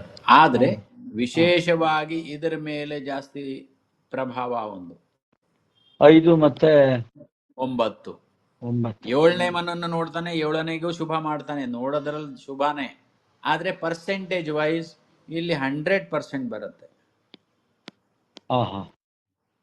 ಇಲ್ಲಿ 75% ಬರುತ್ತೆ, ಇಲ್ಲೂ 100% ಬರುತ್ತೆ. ಹಾಗೆ ಪರ್ಸೆಂಟೇಜ್ ಲೆಕ್ಕ ಹಾಕ್ಬಿದ್ರೆ ನಿಮ್ಗೆ ಅರ್ಥ ಆಗುತ್ತೆ. ಅರ್ಥ ಆಯ್ತಲ್ಲ? ಅದಕ್ಕೆ ಶುಭ ದೃಷ್ಟಿ ಗುರು ಇದ್ದಾಗ, ಶುಭ ದೃಷ್ಟಿ ಗುರು ಒಳ್ಳೇದ್ ಮಾಡ್ತಾನೆ.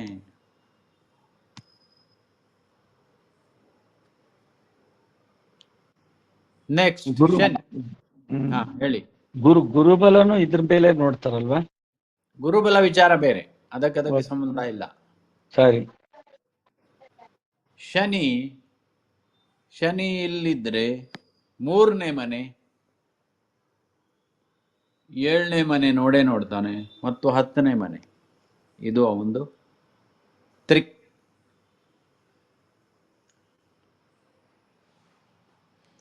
ನೋಡುವಂತ ಪರಿಸ್ಥಿತಿ. ಶನಿದ್ ಏನು ವಿಶೇಷತೆ ಅಂತ ಹೇಳಿದರೆ ಇದು ರಿವರ್ಸ್ ಆಗುತ್ತೆ, ಗುರುಗೆ ಎಕ್ಸಾಕ್ಟ್ ಅಪೋಸಿಟ್.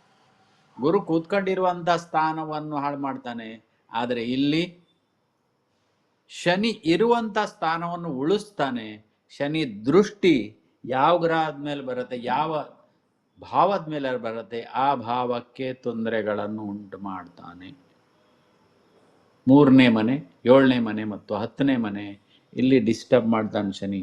ಅವನು ಕೂತ್ಕೊಂಡಿರೋದು ಲಗ್ನದಲ್ಲಿರೋ ಕಾರಣದಿಂದ ಅವನು ಸ್ಟ್ರಾಂಗ್ ಆಗ್ತಾನೆ. ಬಾಕಿ ವಿಚಾರಗಳು ಬೇರೆ, ಬಟ್ ಸೇವ್ ಮಾಡ್ತಾನೆ. ಅವನು ಎಷ್ಟೇ ಕಷ್ಟ ಬಂದರೂ ಕೂಡ ಶನಿ ಲಗ್ನದಲ್ಲಿದ್ದಾಗ ಟೇಸ್ಟ್ ಮಾಡಿ ನಿಮಗೆ ಕಷ್ಟ ಪರಿಹಾರವನ್ನು ಮಾಡ್ತಾನೆ, ಆ ಮನೆ ಸೇವ್ ಮಾಡ್ತಾನೆ. ಅದಕ್ಕೆ ರಿಲೇಟೆಡ್ ಇರುವಂತಹದ್ದು ಎಲ್ಲೇ ಕುತ್ಕೊಂಡ್ಬೋದು. ಇದು ವಿಶೇಷತೆ ಶನಿ. ಇದು 2 ಗ್ರಹದ ಪರಿವರ್ತನೆ ವೇಗ ಬೇರೆ ಬೇರೆ ಇದೆ. ಗುರುದ್ ಬೇರೆ, ಶನಿದ್ ಬೇರೆ ದೃಷ್ಟಿ. ಅರ್ಥ ಆಯ್ತಲ್ಲ? 7ನೇ ಮನೆ ನೋಡೋದ್ರಿಂದ ಅವರಿಗೆ ಮದುವೆ ಬಗ್ಗೆನೂ ತೊಂದರೆ ಕೊಡ್ತಾನೆ ಅಲ್ವಾ? ತೊಂದರೆ ಕೊಡ್ತಾನೆ ಅಂತ ಅಲ್ಲ, ಅಲ್ಲಿ ವಿಚಾರಗಳು ಬೇರೆ ಬೇರೆ ಬರುತ್ತೆ. ತೊಂದರೆನೇ ಕೊಡ್ತಾನೆ ಅಂತ ಬರಲ್ಲ. ಇಲ್ಲಿ 7ನೇ ಮನೆ ತೊಂದರೆ ಕೊಡ್ತಾನೆ ಅಂದ್ರೆ ಬೇಸಿಕಲಿ ನೀವು ತಗೋಬಹುದು. ಅವನ ಕರ್ಮ ಏನು? ಶನಿ ಲೇಟ್, ನಿಧಾನ. ಅರ್ಥ ಮಾಡ್ಕೊಳ್ಳಿ, ಮೇನ್ ಮಂದಗತಿ. ಅದರಿಂದ ಏನಾಗತ್ತೆ? Late marriage. ಮುಖ್ಯವಾಗಿ ತಗೋಬೇಕಾಗಿರುವಂತಹದ್ದು ಅದು. ಅವನ್ ಮೇನ್ ಆಗಿ ಏನಿರುವಂತಹದ್ದು, ಯಾವುದೇ ಕೆಲಸ ನಿಧಾನ ಮಾಡುವಂತಹದ್ದು ಕೆಲಸ.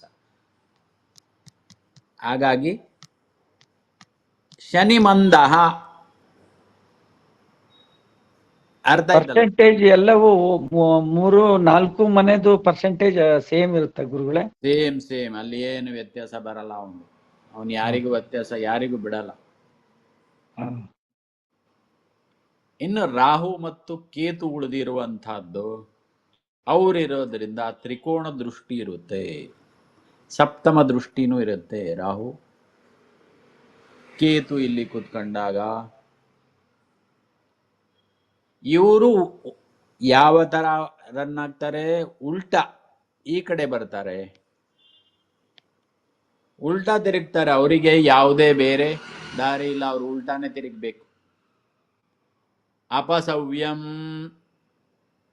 ಉಲ್ಟಾ ತಿರುಗ್ತಾರೆ.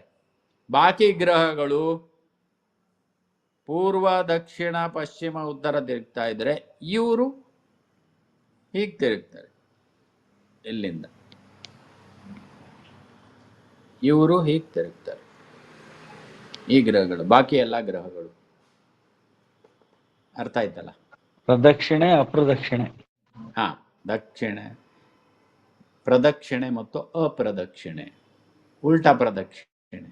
ಇವ್ರು ಯಾವಾಗ ಉಲ್ಟಾ ಪ್ರದಕ್ಷಿಣೆ, ಇವರದ್ದು ಚೇಂಜ್ ಆಗೋದಿಲ್ಲ.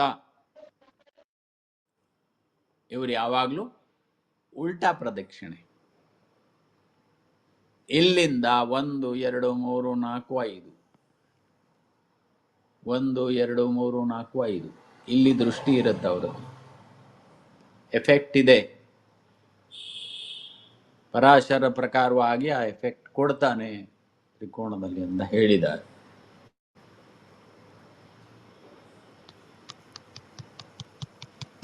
ರಾಹು ಕೇತು ಛಾಯಾಗ್ರಹ ಇದ್ರೂ ಕೂಡ ಯಾರ ಜೊತೆಗಿರ್ತಾರೆ ಆ ಪ್ರಕಾರವಾಗಿ ಫಲವನ್ನು ಕೊಡ್ತಾರೆ.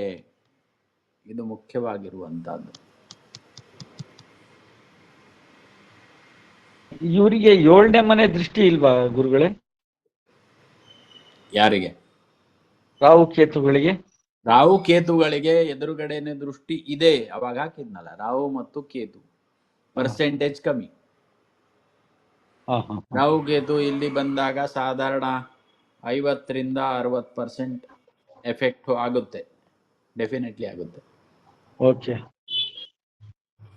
3 ಮತ್ತು 5 ಇದೆ ಜಾಸ್ತಿ.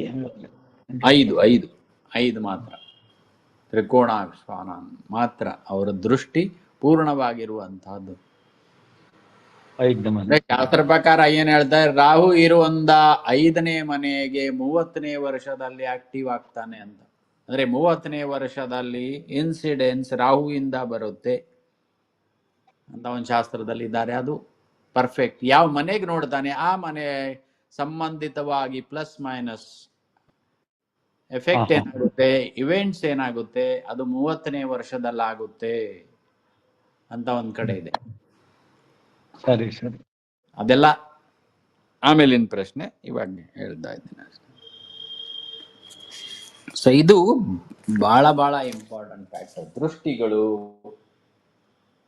ಇಲ್ಲದೆ ಇದ್ರೆ ಮತ್ತೆ ಗೊತ್ತಾಗಲ್ಲ. ಇದು ದೃಷ್ಟಿ ಅಂತ ಹೇಳಿದ್ಮೇಲೆ ಅದರದ್ದು ಎಫೆಕ್ಟ್ ಆಗೇ ಆಗುತ್ತೆ ಅವನ ಮೇಲೆ. ಅರ್ಥ ಆಯ್ತಲ್ಲ? ಆ ಎಫೆಕ್ಟ್ ಇಲ್ಲಿ ಕೊಡ್ಲೇಬೇಕು ಅವನು ಯಾವುದೇ ಇದಿದ್ದಾಗ.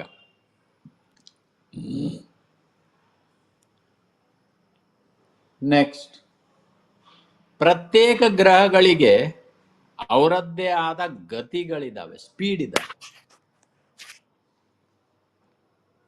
ಮುಖ್ಯವಾಗಿ ರವಿ ಏನಿದ್ದಾನೆ, ರವಿ ಸ್ಥಿರ. ಶಾಸ್ತ್ರದ ಪ್ರಕಾರವಾಗಿ ರವಿ ಸ್ಥಿರ, ಹೌದಾ? ಕರೆಕ್ಟ್.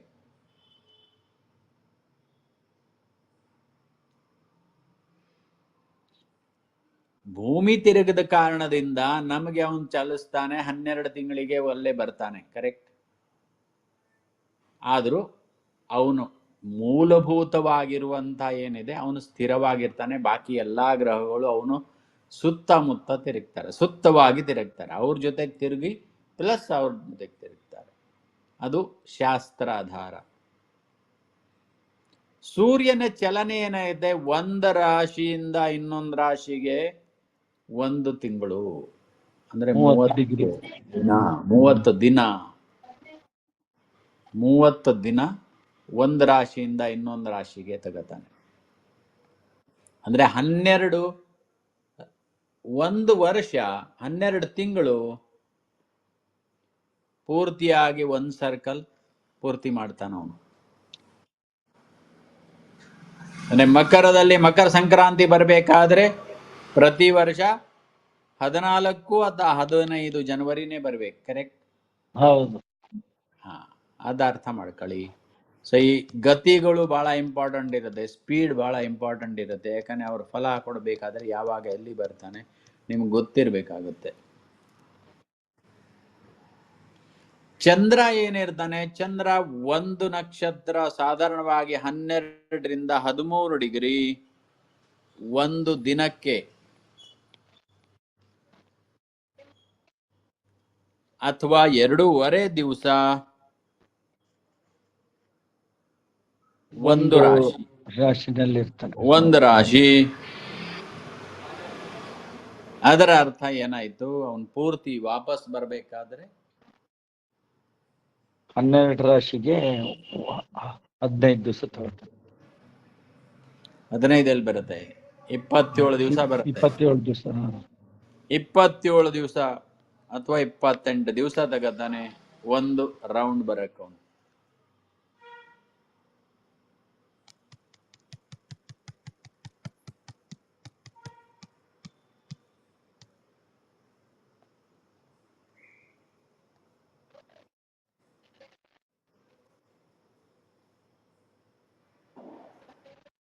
ಮುಂದೆ ಬುಧ, ಮಂಗಳ ಏನಿದ್ದಾನೆ, ಮಂಗಳ ಸಾಧಾರಣವಾಗಿ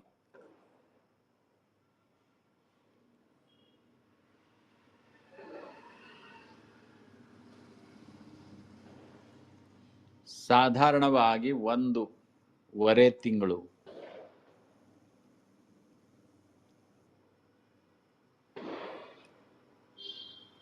ತನ್ನ ಸುತ್ತ ಸುತ್ತಬೇಕಾದ್ರೆ 15 ಗಂಟೆ ತಗತಾನೆ.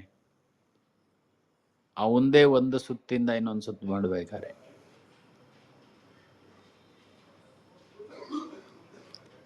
ಪೂರ್ತಿ ಒಂದು ರೌಂಡ್ ಬರ್ಬೇಕಾದ್ರೆ ಅವನು ಸಾಧಾರಣವಾಗಿ 677 ದಿನ ತಗತಾನೆ. 687 ದಿನ.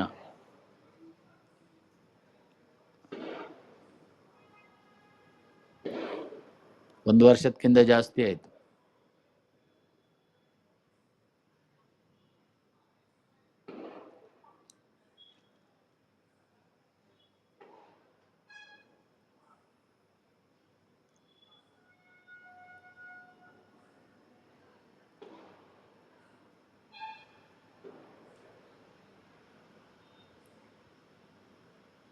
ಒಂದು ರಾಶಿನ 68 ದಿವಸ ಹಿಂಗೆ ತಗೊಳ್ತಾನ. 687 ದಿವಸ ತಗತಾನೆ. 687 ಒಂದು ರೌಂಡಿಗೆ.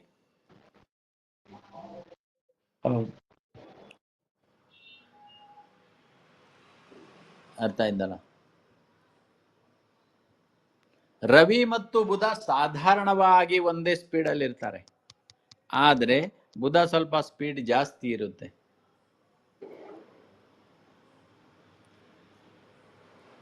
ಬುಧ ಸಾಧಾರಣವಾಗಿ 1.5 ಡಿಗ್ರಿ ಹೋಗ್ತಾನೆ, ರವಿ 1 ಡಿಗ್ರಿ ಹೋಗ್ತಾನೆ.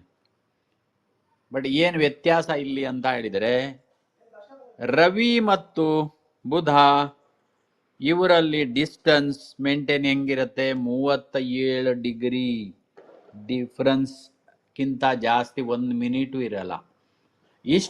ಇಷ್ಟು ದೂರ ಹೋದ್ಕೊಳ್ಳೆ ಅವನ್ ಬುಧ ವಾಪಸ್ ರೇಟ್ರೋ ಆಗ್ಬಿಡ್ತಾನೆ. ಅರ್ಥ ಮಾಡ್ಕೊಳ್ಳಿ ಇಲ್ಲಿ. ಅಂದ್ರೆ ಕೆಲವು ಟೈಮಲ್ಲಿ ನೀವು ಬುಧ ಸಾಧಾರಣವಾಗಿ ಹಿಂದೆ ಇಲ್ಲಿ ರವಿ ಇಲ್ಲಿ ಬುಧ ಇರ್ಬೋದು, ಇಷ್ಟೇ ಡಿಸ್ಟೆನ್ಸ್ ಇರುತ್ತೆ, ಅಥವಾ ಇಲ್ಲಿ ಇರ್ಬೋದು, ಇಲ್ಲಿ ಅಥವಾ ಇಲ್ಲಿ ಇರ್ಬೋದು, ಬೇರೆ ಎಲ್ಲೂ ಇರಲ್ಲ ಜಾತಕದಲ್ಲಿ. ಚೆಕ್ ಮಾಡಿ. 37 ಡಿಗ್ರಿ ಅವರ ಇಬ್ಬರಲ್ಲಿ ಡಿಫರೆನ್ಸ್ ಮೇಂಟೈನ್ ಆಗಿರುತ್ತೆ. ಅದು ಕಮ್ಮಿನೂ ಇಲ್ಲ ಜಾಸ್ತಿನೂ ಇಲ್ಲ. ಜಾಸ್ತಿ ಆದ ಕೂಡಲೇ ಕಮ್ಮಿ ಇರುತ್ತೆ, ಜಾಸ್ತಿ ಆಗಲ್ಲ.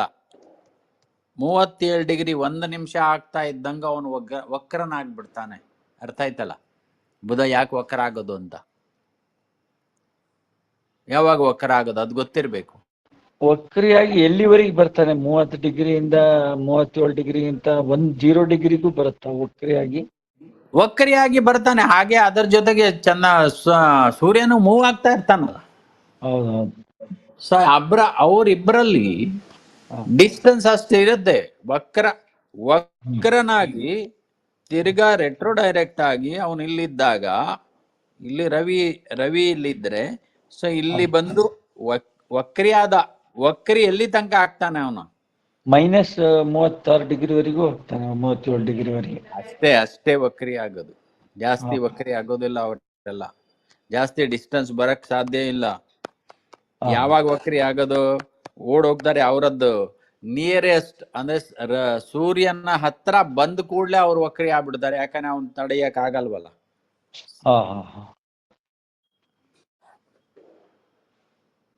ಹಾಗೆ ಸರಿ. ಗುರು ಸಾಧಾರಣವಾಗಿ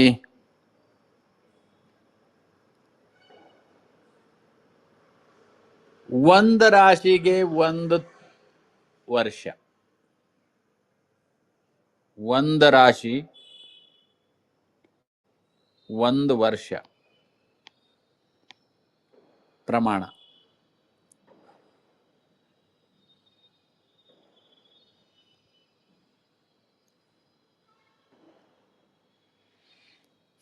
ಅವನು ಸುತ್ತಬೇಕಾದ್ರೆ 60 ಗಂಟೆ ಬೇಕು ಅವನಿಗೆ. ಅವನ್ ಸ್ವತಃ ಅವನ ಜೊತೆಗೆ ಸುತ್ತಬೇಕಾದ್ರೆ 1 ರೌಂಡ್, ನಾವು 1 ಪ್ರದಕ್ಷಿಣೆ ಹೆಂಗೆ ಹಾಕ್ತಿವಿ, ನಮ್ ಜೊತೆಗೆ 1 ಪ್ರದಕ್ಷಿಣೆ ಹಾಕ್ಬೇಕಾದ್ರೆ ಅಷ್ಟು ಟೈಮ್ ತಗತಾನ ಅವನು. ಸೊ 12 ವರ್ಷ ಬೇಕು ಒಂದರಿಂದ ಇನ್ನೊಂದ್ ಕಡೆ ಬರ್ಬೇಕಾದ್ರೆ. ಒಂದು ರಾಶಿಯಿಂದ, ಇವಾಗ ಗುರು ಎಲ್ಲಿದ್ದಾನೆ ಅದೇ ರಾಶಿಗೆ ತಿರ್ಗಾ ಬರ್ಬೇಕಾದ್ರೆ 12 ವರ್ಷಗಳ ತಗತಾನೆ. ಅಂದ್ರೆ 1 ರಾಶಿಗೆ 1 ವರ್ಷ ಆಯ್ತು. ರವಿಯಿಂದ ಗುರು ಮತ್ತು ಶನಿ ಯಾವಾಗ ವಕ್ರಾಗ್ತಾರೆ ನೋಡಿ, 120 ಡಿಗ್ರಿ ಆದ ಕೂಡಲೇ ಅವರು ವಕ್ರಿ ಆಗ್ತಾರೆ. 5 ತಿಂಗಳ ಕಾಲ. 2 ಗುರು ಮತ್ತು ಶನಿ 120 ಡಿಗ್ರಿಗಿಂತ ಜಾಸ್ತಿ ಇರೋದಿಲ್ಲ. 120 ಡಿಗ್ರಿ ಆದ ಕೂಡಲೇ ಅವರು ವಕ್ರ ಆಗ್ತಾರೆ. 5 ತಿಂಗಳ ಕಾಲ ವಕ್ರ ಆಗ್ತಾರೆ.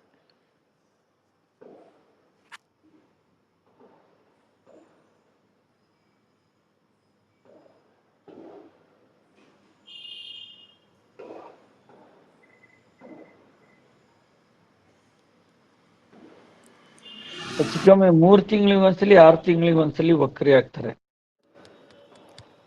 ರವಿಯಿಂದ.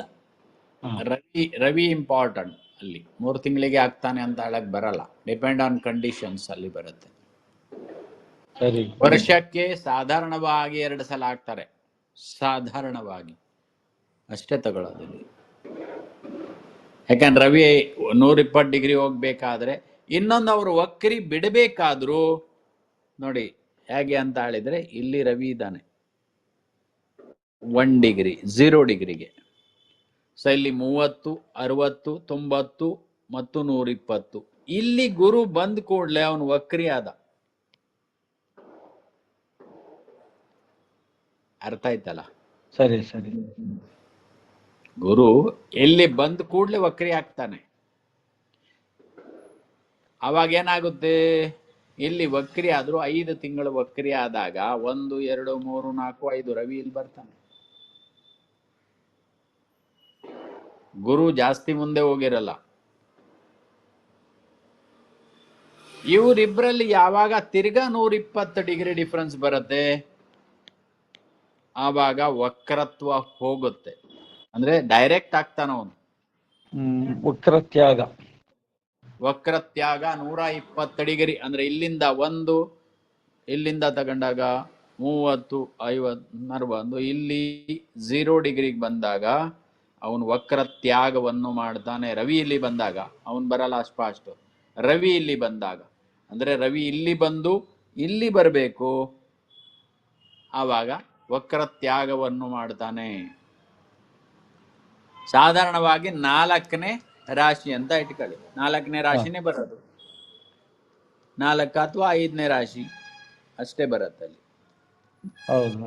130 ಡಿಗ್ರಿ 120 ಡಿಗ್ರಿ. ಶನಿಗೂ ಅಷ್ಟೇ ಕನೆಕ್ಷನ್. ಶುಕ್ರ ಏನಿರ್ತಾನೆ, ಶುಕ್ರ ಸಾಧಾರಣವಾಗಿ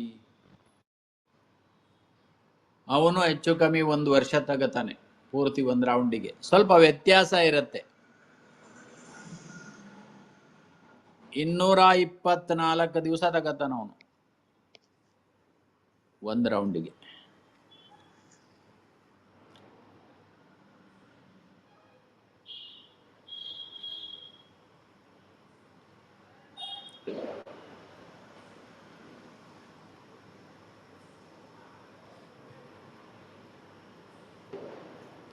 ಅವನ್ ಸುತ್ತ ಹೋಗ್ಬೇಕಾದ್ರೆ ಎಷ್ಟು ತಗತಾನೆ? 243. ಸ್ವತಃ ಅವನೇ ಸುತ್ತಬೇಕಾರೆ ಅವನ್ ಸುತ್ಕೊಂಡು, ಪ್ರತ್ಯೇಕ ಗ್ರಹ ಅವ್ರ ಸುತ್ಕೊಂಡು ಮುಂದೆ ಹೋಗ್ತಾ ಇರ್ತಾರೆ. ಆ ಪ್ರಕಾರವಾಗಿ 243 ದಿನ ತಗತಾರೆ.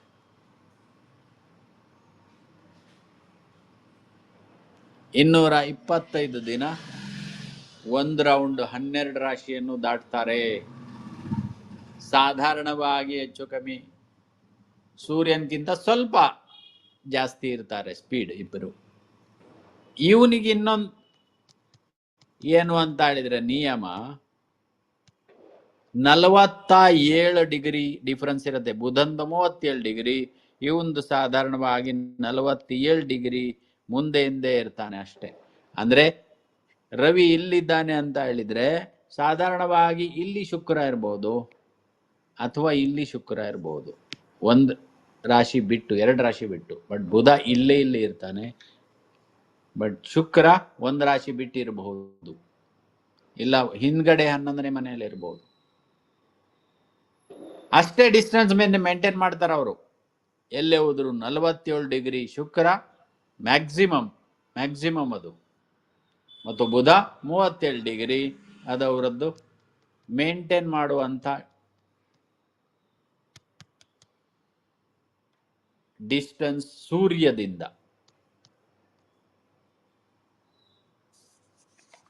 ಈ ಸ್ಪೀಡ್ ಬಹಳ ಇಂಪಾರ್ಟೆಂಟ್ ಇರುತ್ತೆ.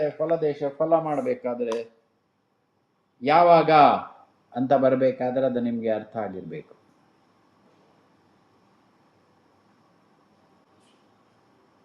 ಹಾಗೆ ಬಹಳ ಇಂಪಾರ್ಟೆಂಟ್ ಆಗಿರುತ್ತೆ. ಇನ್ನೊಂದೇನಾಗುತ್ತೆ ಅಂತ ಹೇಳಿದ್ರೆ, ಇವಾಗ ಉಚ್ಚ ರಾಶಿಗಳು ನೀಚ ರಾಶಿಗಳು ಅವಾಗ ನಾವು ಮಾತಾಡಿದ್ವಿ.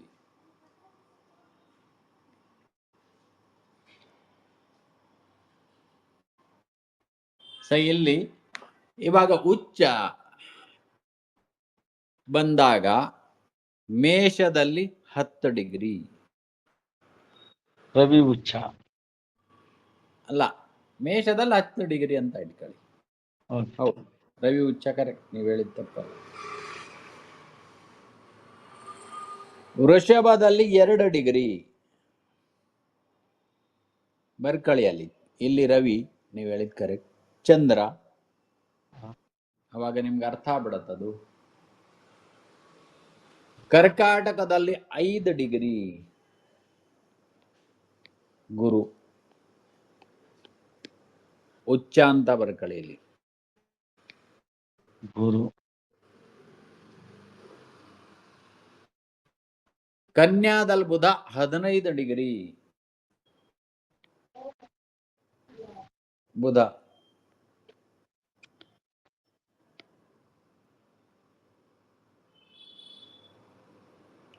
ತುಲಾದಲ್ಲಿ ಶನಿ 20 ಡಿಗ್ರಿ ಶನಿ.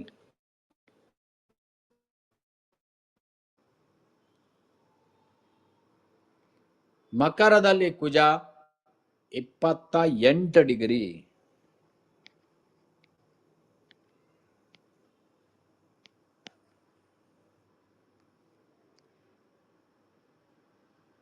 ಕಾಪಿ ಕಳಿಸಿದ್ದೀನಿ, ಆದ್ರೂ ನಾನು ಒಂದ್ಸಲ ಹೇಳಿ. ಮತ್ತು ಶುಕ್ರ 27 ಡಿಗ್ರಿ ಶುಕ್ರ. ಇದು ಉಚ್ಚ ಸ್ಥಾನ. ಅರ್ಥ ಆಯ್ತಲ್ಲ?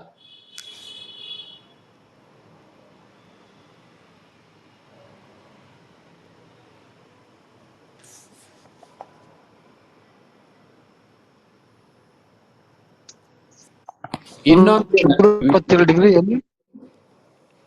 ಏನು ಶುಕ್ರ 22 ಡಿಗ್ರಿ ಯಾವ ರಾಶಿಯಲ್ಲಿ ಇರುತ್ತೆ? 22 ಡಿಗ್ರಿ ಯಾವುದು ಇಲ್ಲ. 28 ಡಿಗ್ರಿ ಕುಜ ಮಕರ, 27 ಹಾ. ಡಿಗ್ರಿ ಶುಕ್ರ ಮೀನ ಮೀನದಲ್ಲಿ. ರಾಶಿ. ಹಾ, ಸರಿ ಗುಡ್. ಇದ್ರ ವಿರುದ್ಧ ಇವಾಗ ಎಕ್ಸಾಕ್ಟ್ಲಿ ಇಲ್ಲಿ ಏನು ಉಚ್ಚ ಇದ್ದಾನೆ ಅದೇ ಡಿಗ್ರಿ ಕೆಳಗಡೆ ಅಪೋಸಿಟ್ ನೀಚನಾಗ್ತಾನೆ. 27 ಡಿಗ್ರಿ ಶುಕ್ರ ನೀಚ. ಇನ್ನೊಂದು ಕುಡ್ಲಿ ಬರ್ಕಣ್ಣಲ್ಲಿ ಬರ್ಕೊಳ್ಳಿ.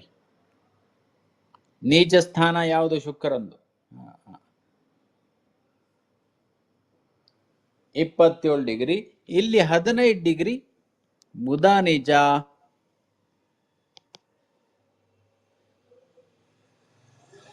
ಶನಿ ಮೇಷದಲ್ಲಿ 20 ಡಿಗ್ರಿ ನೀಚ. ರವಿ 10 ಡಿಗ್ರಿ ತುಲಾದಲ್ಲಿ ನೀಚ.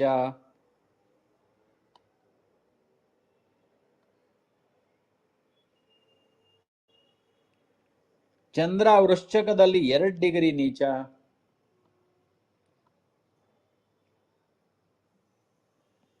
ಗುರು 5 ಡಿಗ್ರಿ ಮಕರದಲ್ಲಿ ನೀಚ.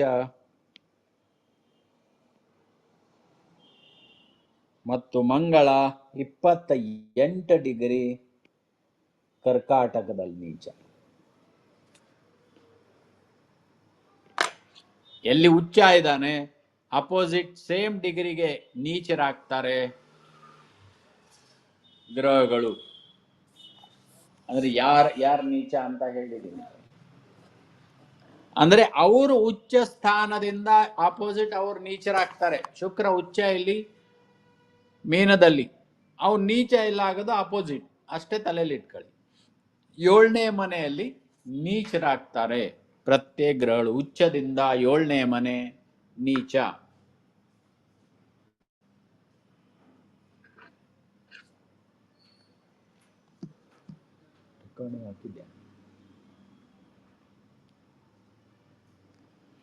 ಅರ್ಥವಾಯ್ತಾ? ಅರ್ಥ ಆಯ್ತು ಗುರುಗಳೇ. ಯಾಕಂದ್ರೆ ಇದು ಬಹಳ ಇಂಪಾರ್ಟೆಂಟ್ ಇರುತ್ತೆ. ಉಚ್ಚ ಅದರ ಅರ್ಥ ಏನು ಹೇಳಿದ್ದೆ? 240 ವೋಲ್ಟ್ ಪವರ್. ಅದು ತುಂಬಾ ಹೈ ಪವರ್, ಸ್ಟ್ರಾಂಗ್ ಅಂತ. ಅಲ್ಲಿ ನೀಚ ಅಂದ್ರೆ ನಿರ್ಬಲಿ, ವೀಕ್ ಇರುವಂತ. ಇದು ಎರಡೇ ತಲೆಯಲ್ಲಿ ಇಟ್ಕೊಳ್ಳಿ. ಅರ್ಥ ಆಯ್ತಲ್ಲ? ಸದ್ಯಕ್ಕೆ ಇದು ಎರಡೇ ತಲೆಯಲ್ಲಿ ಇಟ್ಕೊಳ್ಳಿ. ಉಚ್ಚ ಅಂತ ಹೇಳಿದ್ರೆ ಸ್ಟ್ರಾಂಗ್, ಬಲಿಷ್ಠ, ಶಕ್ತಿಯುತ. ನೀಚ ಅಂತ ಹೇಳಿದ್ರೆ ನಿರ್ಬಲಿ, ವೀಕ್, ಶಕ್ತಿಹೀನತೆ ಇರುವಂಥದ್ದು. ಅವನೇನೂ ಮಾಡಕ್ಕೆ ಸಾಧ್ಯ ಇಲ್ಲ ಅಲ್ಲಿ. ಇದರ ಅರ್ಥ ಏನ್ ಮಾಡ್ತೀರಾ ಅಂತ ಹೇಳಿದ್ರೆ, ಕ್ರೂರ ಗ್ರಹಗಳು ನೀಚದಲ್ಲಿದ್ರೆ ಒಳ್ಳೆಯದು ಅದರ ಅರ್ಥ. ಹೌದಾ ಅಲ್ವಾ?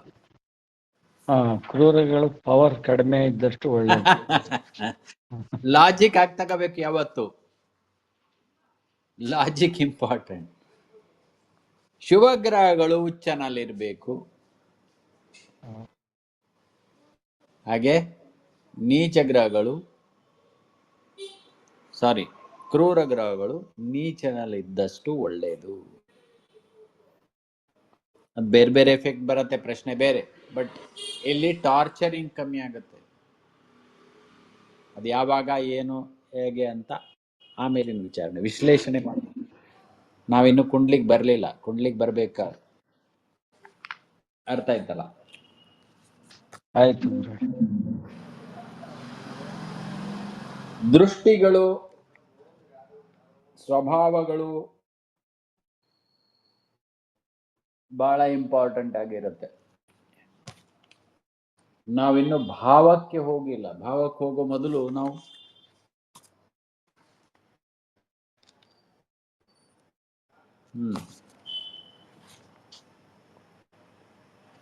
ಭಾವ ಏನಿದೆ ಅದು ಬಹಳ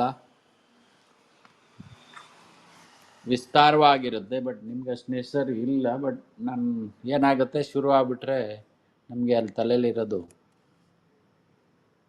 ಬರ್ತಾ ಇರುತ್ತೆ. ಇಲ್ಲಿ ಏನ್ ಮಾಡಿ ಅಂತ ಹೇಳಿದ್ರೆ, ಇದು ಲಗ್ನ ಅಂತ ಹೇಳಿದಾಗ, ಲಗ್ನ ತಗೊಂಡಾಗ ತನುಭಾವ, ತನು ಅಂದ್ರೆ ಶರೀರ, ಧನಭಾವ, ಇದು ಸಹಜ ಭಾವ, ಮೂರನೇದು. ಸಹಜ ಅಂತ ಹೇಳಿದ್ರೆ ಒಳಗಡೆ ಹುಟ್ಟಿರೋ, ಜೊತೆಗೆ ಹುಟ್ಟಿದವರು. ಇದು ಮಾತೃಭಾವ, ಮಾತೃ ಅಂದ್ರೆ ತಾಯಿ, ನಾಲ್ಕನೇ. ಇದು ಒಂದೊಂದೇ ಸಿಗ್ನಿಫಿಕೇಶನ್ಸ್ ಹೇಳ್ತಾ ಇದ್ದೀನಿ, ಮುಂದೆ ಇದೆ ಇನ್ನು, ಇದಕ್ಕೆ ಬಹಳ ಡೀಪ್ ಹೋಗುತ್ತದು. ಇದು ಸುತ ಭಾವ ಅಥವಾ ಸಂತಾನ ಭಾವ ಅಂತಾನು ಹೇಳ್ತಾರೆ, ಪೂರ್ವ ಪುಣ್ಯ ಭಾವ ಅಂತಾನು ಹೇಳ್ತಾರೆ ಅದಕ್ಕೆ.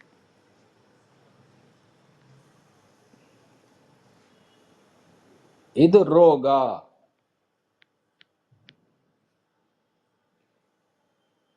ಇದು ಕಳತ್ರ, ಸಪ್ತಮ ಭಾವ. ಯಾರ ಜೊತೆಗೆ ಮದುವೆ ಆಗ್ತೀವಿ ಅವರದ್ದು. ಇದು ಆಯುಷ್ಯ ಭಾವ, ಎಂಟನೇದು ಆಯುರ್ಭಾವ.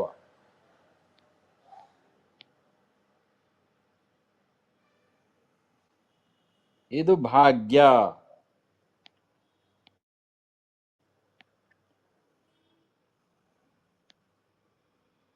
ಕರ್ಮ,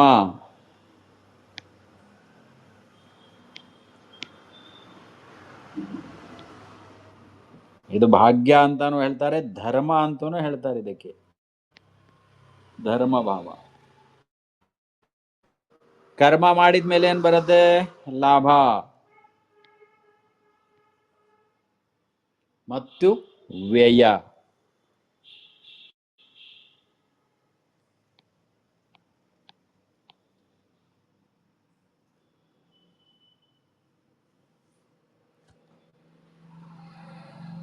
ಇದರ ಡೆಫಿನೇಷನ್ ಆಮೇಲೆ, ಪ್ರತಿಯೊಂದಕ್ಕೂ ಡೆಫಿನೇಷನ್ ಸುಮಾರಿದೆ. ಅದು ಇಷ್ಟು ತಗೊಳ್ಳಿ. ಇವಾಗ ಏನು ಅಂತ ಹೇಳಿದ್ರೆ ರಫ್ಲಿ ಹೇಳ್ತೀನಿ. ತನು ಅಂತ ಹೇಳಿದಾಗ ಅವನ ಶರೀರದ ಮೇಲೆ ಯಾವ ಥರ ಶರೀರ ಇರುತ್ತೆ, ಯಾವ ಥರ ನೋಡೋಕ್ಕಿರ್ತಾನೆ, ಎಲ್ಲ ಅದರ ಮೇಲೆ ಗೊತ್ತಾ. ಯಾವ ಥರ ಯೋಚನೆ ಮಾಡ್ತಾನೆ,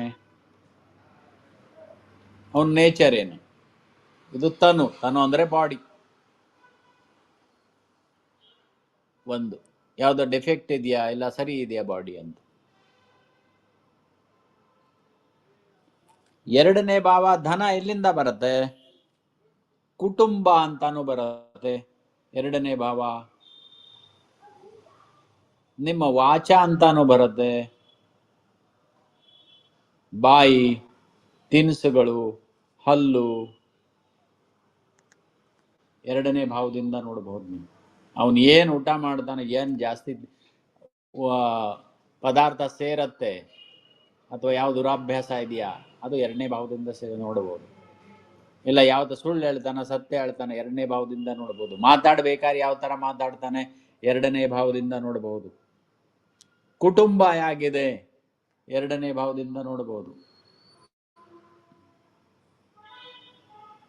ಮೂರನೇ ಭಾವ ಒಳ ಹುಟ್ಟಿದವರು ಯಾವ ತರ ಇದ್ದಾರೆ,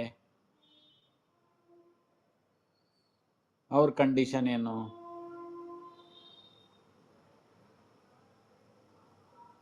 ಒಂದನೇ ಭಾವ ತಲೆ, ಎರಡನೇ ಭಾವ ಮುಖ ಗಂಟಲು, ಮೂರನೇ ಭಾವ ಅದು ಅದರಲ್ಲಿ ಏನು ಬರ್ಸಿದ್ದೀನಿ, ಸೇಮ್ ಲಾಸ್ಟ್ ಟೈಮ್ ಬರ್ಸಿರೋದು ಮೇಷದಿಂದ ಬರ್ಸಿದ್ದೀನಿ. ಇದು ಲಗ್ನದಿಂದ ತಗೊಂಡ್ರೆ ಇದು ಎಫರ್ಟ್ಸ್ ಮೂರನೇ ಭಾವ, ಡಾಕ್ಯುಮೆಂಟೇಶನ್ ಮೂರನೇ ಭಾವ, ಸಣ್ಣ ಟ್ರಾವೆಲ್ಸ್ ಏನಿದೆ ಪ್ರಯಾಣಗಳು ಮೂರನೇ ಭಾವ, ಕಮ್ಯುನಿಕೇಶನ್ ಮೂರನೇ ಭಾವ, ಇದು ಮೂರನೇ ಭಾವ.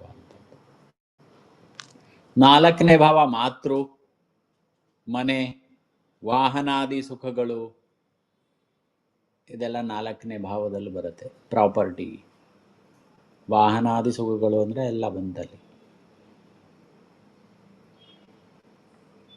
ಅಂದರೆ ಮನೆ ಕಂಡೀಷನ್ ಹೆಂಗಿದೆ ನಿಮ್ಮದು, ಮನೆ ಒಳಗಡೆ ಪರ್ಸನಲ್ ಮನೆಯಲ್ಲಿ, ಅಲ್ಲಿ ಗೊತ್ತಾಗ್ಬಿಡುತ್ತೆ ಆ ಪ್ಲ್ಯಾನೆಟಿಂದ. ಕೆಲವರಿಗೆ ಮನೆಗೆ ಹೋದ ಕೂಡಲೇ ಜಗಳ ಶುರು ಆಗ್ಬಿಡುತ್ತೆ, ಯಾಕಾರ ಮನೆಗೆ ಬಂದೆ ಅಂತ. ಕೆಲವರಿಗೆ ಆ ಥರ ಇಲ್ಲ, ಉಲ್ಟಾ ಇರುತ್ತೆ. ಕೆಲವರಿಗೆ ಮಧ್ಯಮವಾಗಿರುತ್ತೆ ಆ ಪ್ಲ್ಯಾನೆಟ್ ಕಂಡೀಷನ್ಸ್. 5ನೇ ಭಾವ ಮೇನ್, ನೀವು ಮಾಡಿರುವಂಥ ಕರ್ಮ ಏನಿದೆಯಲ್ಲ ಅದು ಫಲ 5ನೇ ಭಾವ ಕೊಡತ್ತೆ, ನಿಮ್ಮ ಮಕ್ಕಳ ಮೇಲೆ ಹೋಗುತ್ತೆ. ಕುಕರ್ಮವನ್ನು ಮಾಡಿದಾಗ ಅದು ಎಲ್ಲಿ ಹೋಗುತ್ತೆ, ಒಳ್ಳೆ ಕರ್ಮವನ್ನು ಮಾಡಿದಾಗ ಒಳ್ಳೆ ಫಲವನ್ನು ಸಿಗುತ್ತೆ ಅಂತ ಹೇಳಿದ್ರೆ ಒಳ್ಳೆ ಮಕ್ಕಳು ಹುಟ್ಟುತ್ತಾರೆ ಸುಗಣಿತವಾಗಿ. ಇಲ್ಲಿ ಆಕಾರ ಗೀಕಾರ ಇಲ್ಲ. ಏನು ಬೇಕಾಗಿರುವಂತಹದ್ದು ಗುಣಿಗಳು, ವಿದ್ಯಾವಂತರು ಅಂತ ಇರುವಂಥವ್ರು. ಕೆಲವ್ರ ಮಕ್ಕಳೇನಾದ್ರೆ ಏನೇ ಆದರೂ ಅವರು ತಂದೆ ತಾಯಿಗೆ ಬಿಡೋದಿಲ್ಲ. ಕೆಲವರು ಉಲ್ಟಾ ಇರ್ತಾರೆ, ಅವ್ರದ್ದು ಕರ್ಕೊಂಡೋಗಿ ಬೇರೆ ಕಡೆ ಸೇರಿಸ್ಬಿಡ್ತಾರೆ, ವೃದ್ಧಾಶ್ರಮಕ್ಕೆ. ಅಂತ ಜನನೂ ಇರ್ತಾರೆ, ಅವ್ರೇನು ಕೇರೆ ಮಾಡಲ್ಲ. ಆದ್ರಿಂದ ನಾವು ಮಾಡುವಂತ ಕರ್ಮ ಫಲ ನಮ್ಮ ಮಕ್ಕಳಿಗೆ ಹೋಗುತ್ತೆ, ಪೂರ್ವ ಪುಣ್ಯ ಅಂತ. Primary education 5th house, entertainment 5th house, love 5th house, creativity ಏನಿದೆ ಅದು 5th ಹೌಸ್.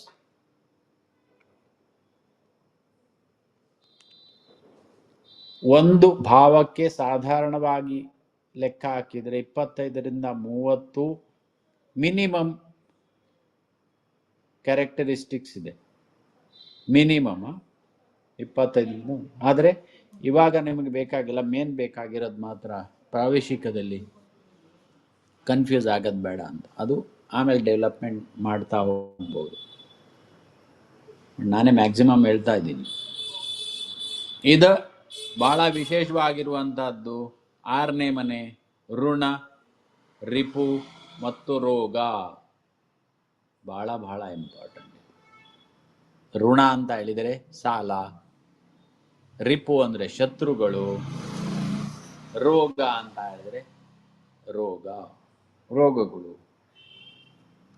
6ನೇ ಮನೆ, ಆಕಸ್ಮಿಕ ಲಾಸ್ 6ನೇ ಮನೆ, ಆಕಸ್ಮಿಕ ಆಕ್ಸಿಡೆಂಟ್ 6ನೇ ಮನೆ.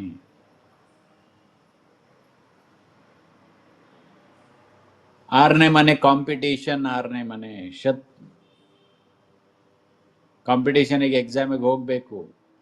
ಸೊ 6ನೇ ಮನೆ ಇಂಪಾರ್ಟೆಂಟ್ ಇರುತ್ತೆ. ಅವನದ್ರಲ್ಲಿ ಆಗ್ತಾನ ಇಲ್ವಾ, ಪಾಸ್ ಆಗ್ತಾನ ಇಲ್ವಾ, ಯಾವುದೇ ಕಾಂಪಿಟೇಷನ್ ಇರ್ಬೋದು, ಒಲಿಂಪಿಕ್ ಇರ್ಬೋದು ಅಥವಾ ಎಕ್ಸಾಮ್ ಅಲ್ಲರೂ ಇರ್ಬೋದು, ಕಾಂಪಿಟೇಷನ್ ಎಕ್ಸಾಮ್ಸ್. ಸೊ ಆ ಲಾರ್ಡ್ ಎಲ್ಲಿ ಕೂತಿದ್ದಾನೆ, ಆ ಅಧಿಪತಿ ಎಲ್ಲಿ ಕೂತಿದ್ದಾನೆ, ಅದರ ಮೇಲೆ ಡಿಪೆಂಡ್ ಆಗಿರುತ್ತೆ ಅವನು ಆಗ್ತಾನ ಇಲ್ವಾ ಕಾಂಪಿಟೇಷನಲ್ಲಿ ಸಕ್ಸಸ್. ಬಂಧು ವರ್ಗಗಳು ಎಲ್ಲ 6ನೇ ಮನೆ. ಅಂದರೆ ನಿಮ್ಮ ಚಿಕ್ಕಪ್ಪ ಅಣ್ಣ ಎಲ್ಲ ರಿಲೇಟಿವ್ಸ್ ಏನು ಬರ್ತಾರೆ ಅವರು. ಆಮೇಲೆ ತಾಯಿಯ ಒಳ ಹುಟ್ಟಿದವರು 6ನೇ ಮನೆ. ನೋಡಿ ಇಲ್ಲಿ 4ರಿಂದ 3ನೇ ಮನೆ ಬರುತ್ತೆ. ಇಲ್ಲಿ ನೀವು ಮುಂದೆ ಹೇಗೆ ಮಾಡಬೇಕು ಅಂತ ಹೇಳಿದ್ರೆ, ಇಲ್ಲಿ ರಿಲೇಟಿವ್ಸ್ ಅಮ್ಮ ಬಂದು 4ನೇ ಮನೆ, ಅಲ್ಲಿಂದ 3ನೇ ಮನೆ, ಅವರಿಗೆ ಒಳ ಹುಟ್ಟಿದವರು ಅಂದರೆ ನಿಮ್ಮ ಮಾಮ ಅಥವಾ ಚಿಕ್ಕಮ್ಮ, ಮಾವಶಿ ಅಂತ ಒಂದು ಕಡೆ ಹೇಳ್ತಾರೆ, ಕೆಲವರು ಚಿಕ್ಕಮ್ಮ ಅಂತಲೂ ಹೇಳ್ತಾರೆ. ಕಂಡೀಷನ್ಸ್ ಅವ್ರು ತೋರಿಸುತ್ತೆ. 7ನೇ ಮನೆ ಬಿಸ್ನೆಸ್ ಪಾರ್ಟ್ನರ್ ಆಗ್ಬೋದು, ಲೈಫ್ ಪಾರ್ಟ್ನರ್ ಆಗ್ಬೋದು, ಇಂಪ್ರೂವ್ಮೆಂಟ್ ಇನ್ ಲೈಫ್ ಆಗ್ಬೋದು, ಲೀಡರ್ಸ್, ಪಾಲಿಟಿಕಲ್ ಲೀಡರ್ಸ್ ಇದ್ರೆ ಅವ್ರಿಗೆ ಪಬ್ಲಿಕ್ ಸ್ಟೇಜ್ ಏನಿದೆ ಅದು 7ನೇ ಮನೆ ಬರುತ್ತೆ.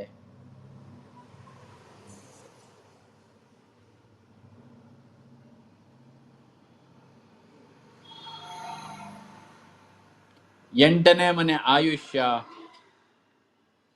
ಇದಕ್ಕೇನಂತಾರೆ? ಎಂಟನೇ ಮನೆ ಛಿದ್ರ. ಛಿದ್ರ ಅಂದ್ರೆ ತೂತು ಅಂತ, ಟಾರ್ಚರ್ ಕೊಡೋ ಅಂಥವ್ರು ಇದು. ಎರಡನೇದು ಗೂಢವಾಗಿ, ಅಂಡರ್ ಗ್ರೌಂಡ್, ಬ್ಲ್ಯಾಕ್, ಕತ್ಲೇಲಿ ಮಾಡುವಂಥ ಕೆಲಸ. ಕಳ್ತನ ಮಾಡ್ಬೋದು, ಸ್ಮಗ್ಲಿಂಗ್ ಮಾಡ್ಬೋದು.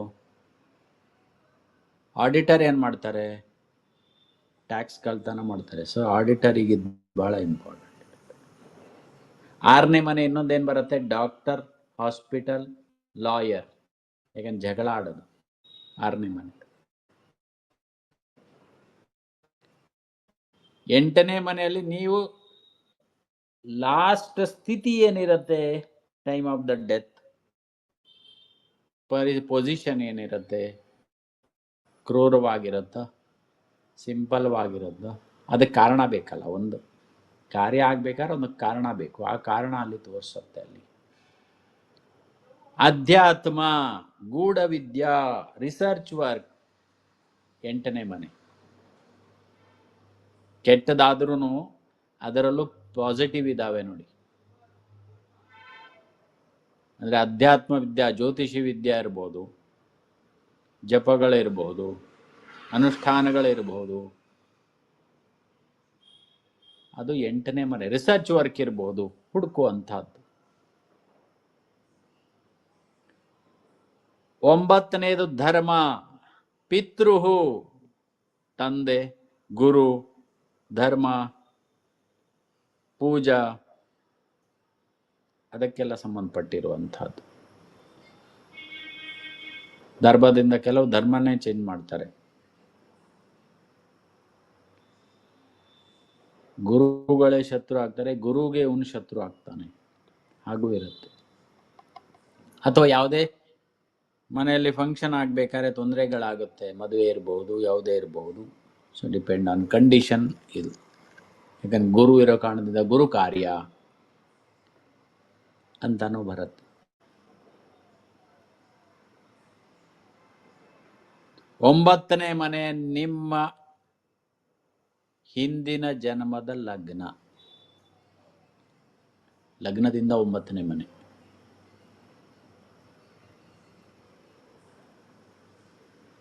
ಅದು ಲಗ್ನ ಮಾಡಿ ನೋಡಿದಾಗ ನಿಮ್ಗೆ ಅರ್ಥ ಆಗತ್ತೆ ಏನಿದ್ವಿ ಆ ಟೈಮಲ್ಲಿ, ಏನು ಮಿಸ್ಟೇಕ್ಸ್ ಏನಾಯಿತು ಅಂತ ಗೊತ್ತಾಗ್ತದೆ. ಪೆಂಡಿಂಗ್ ಕರ್ಮ ಅಂತ ಹೇಳ್ತೀವಿ. ಹತ್ತನೇ ಮನೆ ಕರ್ಮ, ಪ್ರೊಫೆಷನ್, ಯಾವುದೇ ನೀವು ಮಾಡುವಂಥ ಕರ್ಮಕ್ಕೆ ಇದು ರಿಲೇಟೆಡ್ ಆಗಿರುತ್ತೆ. ಸ್ಟೇಟಸ್,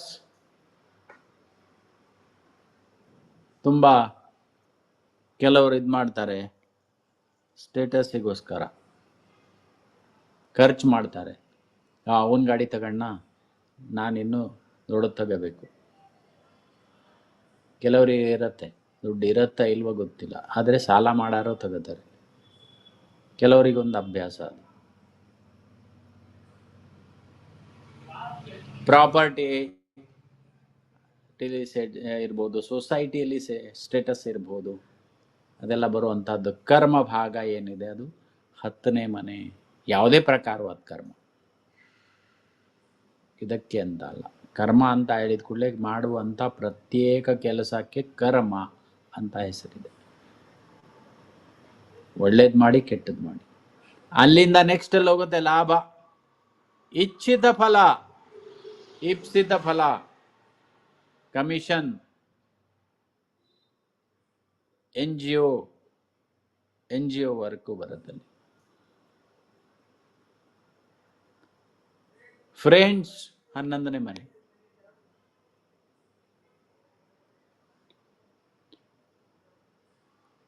ನಿಮ್ಮ ಒಡ ಹುಟ್ಟಿದವ್ರ ಪೈಕಿ ದೊಡ್ಡವ್ರು ಯಾರಿರ್ತಾರೆ ನಿಮಗೆ, ಅಣ್ಣ ಅಕ್ಕ, ಅದು 11ನೇ ಮನೆ ಬರುತ್ತೆ.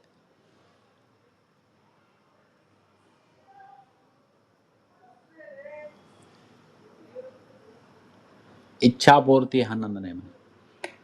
12ನೇ ಮನೆ ವ್ಯಯ, ಫಾರಿನ್ ಟ್ರಾವೆಲ್ಸ್, ಲಾಸಸ್, ಇನ್ವೆಸ್ಟ್ಮೆಂಟ್.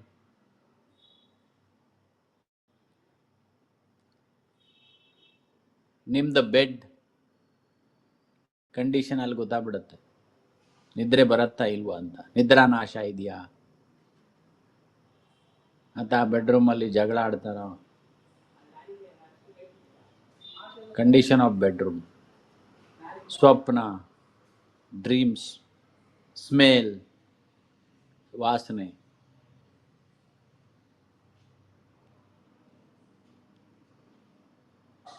ಹಾಗೆ 12ನೇ ಮನೆ ಇರೋ ಕಾರಣದಿಂದ ತೀರ್ಥಕ್ಷೇತ್ರ, 12ನೇ ಮನೆ ಇರೋ ಕಾರಣದಿಂದ ಮುಕ್ತಿ, ಅಂದರೆ ನಾವೇನು ಹೇಳ್ತೀವಿ ಸ್ವರ್ಗ ಅಂತ. ಇದು ಹಾಸ್ಪಿಟಲೈಸ್, ಆಸ್ಪತ್ರೆಯಲ್ಲಿ ಅಡ್ಮಿಟ್ ಆಗುವಂಥದ್ದು. ಇದು ರೋಗ ಇರಬಹುದು, 6ನೇ ಮನೆ ರೋಗ ಹೌದು, ಅಲ್ಲಿ ಹಾಸ್ಪಿಟಲೈಸ್ ಆಗಲ್ಲ. ಹಾಸ್ಪಿಟಲೈಸ್ ಆಗುವಂಥದ್ದು 12ನೇ ಮನೆ. ಆಪ್ರೇಷನ್ ಆಗಬೇಕಾದ್ರೂ ಹಾಸ್ಪಿಟಲೈಸ್ ಆಗಬೇಕು, ಆವಾಗ 12ನೇ ಮನೆ ಇಂಪಾರ್ಟೆಂಟ್ ಇರುತ್ತೆ. ಡಾಕ್ಟರ್ ಯಾರು ಕೆಲಸ ಮಾಡ್ತಾರೆ ಅವರಿಗೆ ಇದು ಬಹಳ, ಅಥವಾ ಹಾಸ್ಪಿಟಲಲ್ಲಿ ಕೆಲಸ ಮಾಡೋರಿಗೆ 12ನೇ ಮನೆ ಇದ್ದರೆ, ಅದು ದಶೆ ನಡೆದರೆ ಅವ್ರ ಇಂಪ್ರೂವ್ಮೆಂಟ್ ಆಗ್ತಾ ಹೋಗುತ್ತೆ. ಯಾವಾಗ ಹಾಸ್ಪಿಟಲ್ಗೆ ಸಪ್ಲೈ ಮಾಡ್ಬೋದು, ಮೆಡಿಸಿನ್ ಅಂಗಡಿ ಇಟ್ಕೋಬೋದು, ಮೆಡಿಸಿನ್ ಸಪ್ಲೈ ಮಾಡ್ಬೋದು. ಹಾಗೆ ಹಾಸ್ಪಿಟಲಿಗೆ ಕೆಲಸ ಯಾವ್ದು ಮಾಡ್ತೋ, ಹಾಸ್ಪಿಟಲ್ ಒಳಗಡೆ ಯಾವುದೇ ಕೆಲಸ ಇರ್ಬೋದು, ಪ್ರಶ್ನೆ ಅದಲ್ಲ. ರೋಗಿಗೆ ಸಂಬಂಧಪಟ್ಟಿರುವಂಥದ್ದಂದ್ರೆ ಅಲ್ಲಿ ಕನೆಕ್ಷನ್ ಬರುತ್ತೆ. ನರ್ಸೇ ಇರ್ಬೋದು, ಫಿಸಿಷಿಯನ್ನೇ ಇರ್ಬೋದು, ಏನು ಬೇಡ, ಅಲ್ಲಿ ಕ್ಲೀನ್ ಮಾಡೋರು ಇರ್ಬೋದು. ಅವ್ರ ಬೆಡ್ ಚೇಂಜ್ ಮಾಡಬೇಕು, ಅವ್ರಿಗೆ ಸಹಾಯ ಮಾಡಬೇಕು, ಅದೆಲ್ಲ ಇರುತ್ತೆ. ಪರದೇಶ ಅಂತ ಹೇಳಿದ್ರು 12th ಹೌಸ್ ಬರುತ್ತೆ, 12ನೇ ಮನೆ. ಪರದೇಶದಲ್ಲಿ ಹೋಗ್ಬೇಕು ಓದಕ್ಕೆ, ಸೊ ಕನೆಕ್ಷನ್. ಇನ್ನೊಂದೇನು ಅಂದರೆ 9ನೇ ಮನೆ is higher education. Higher education is 9th house, PG. Primary education 5th house, higher education is 9th house.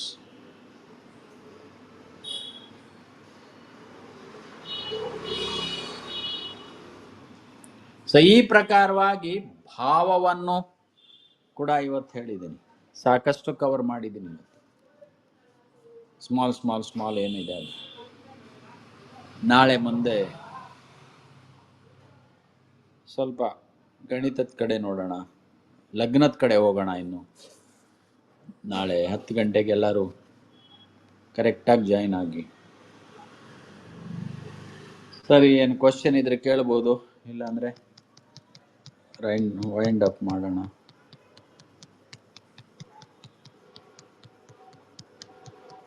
ಯಾರಿಗಾದ್ರು ಕ್ವಶನ್ ಇದೆಯಾ, ಡೌಟ್ಸ್?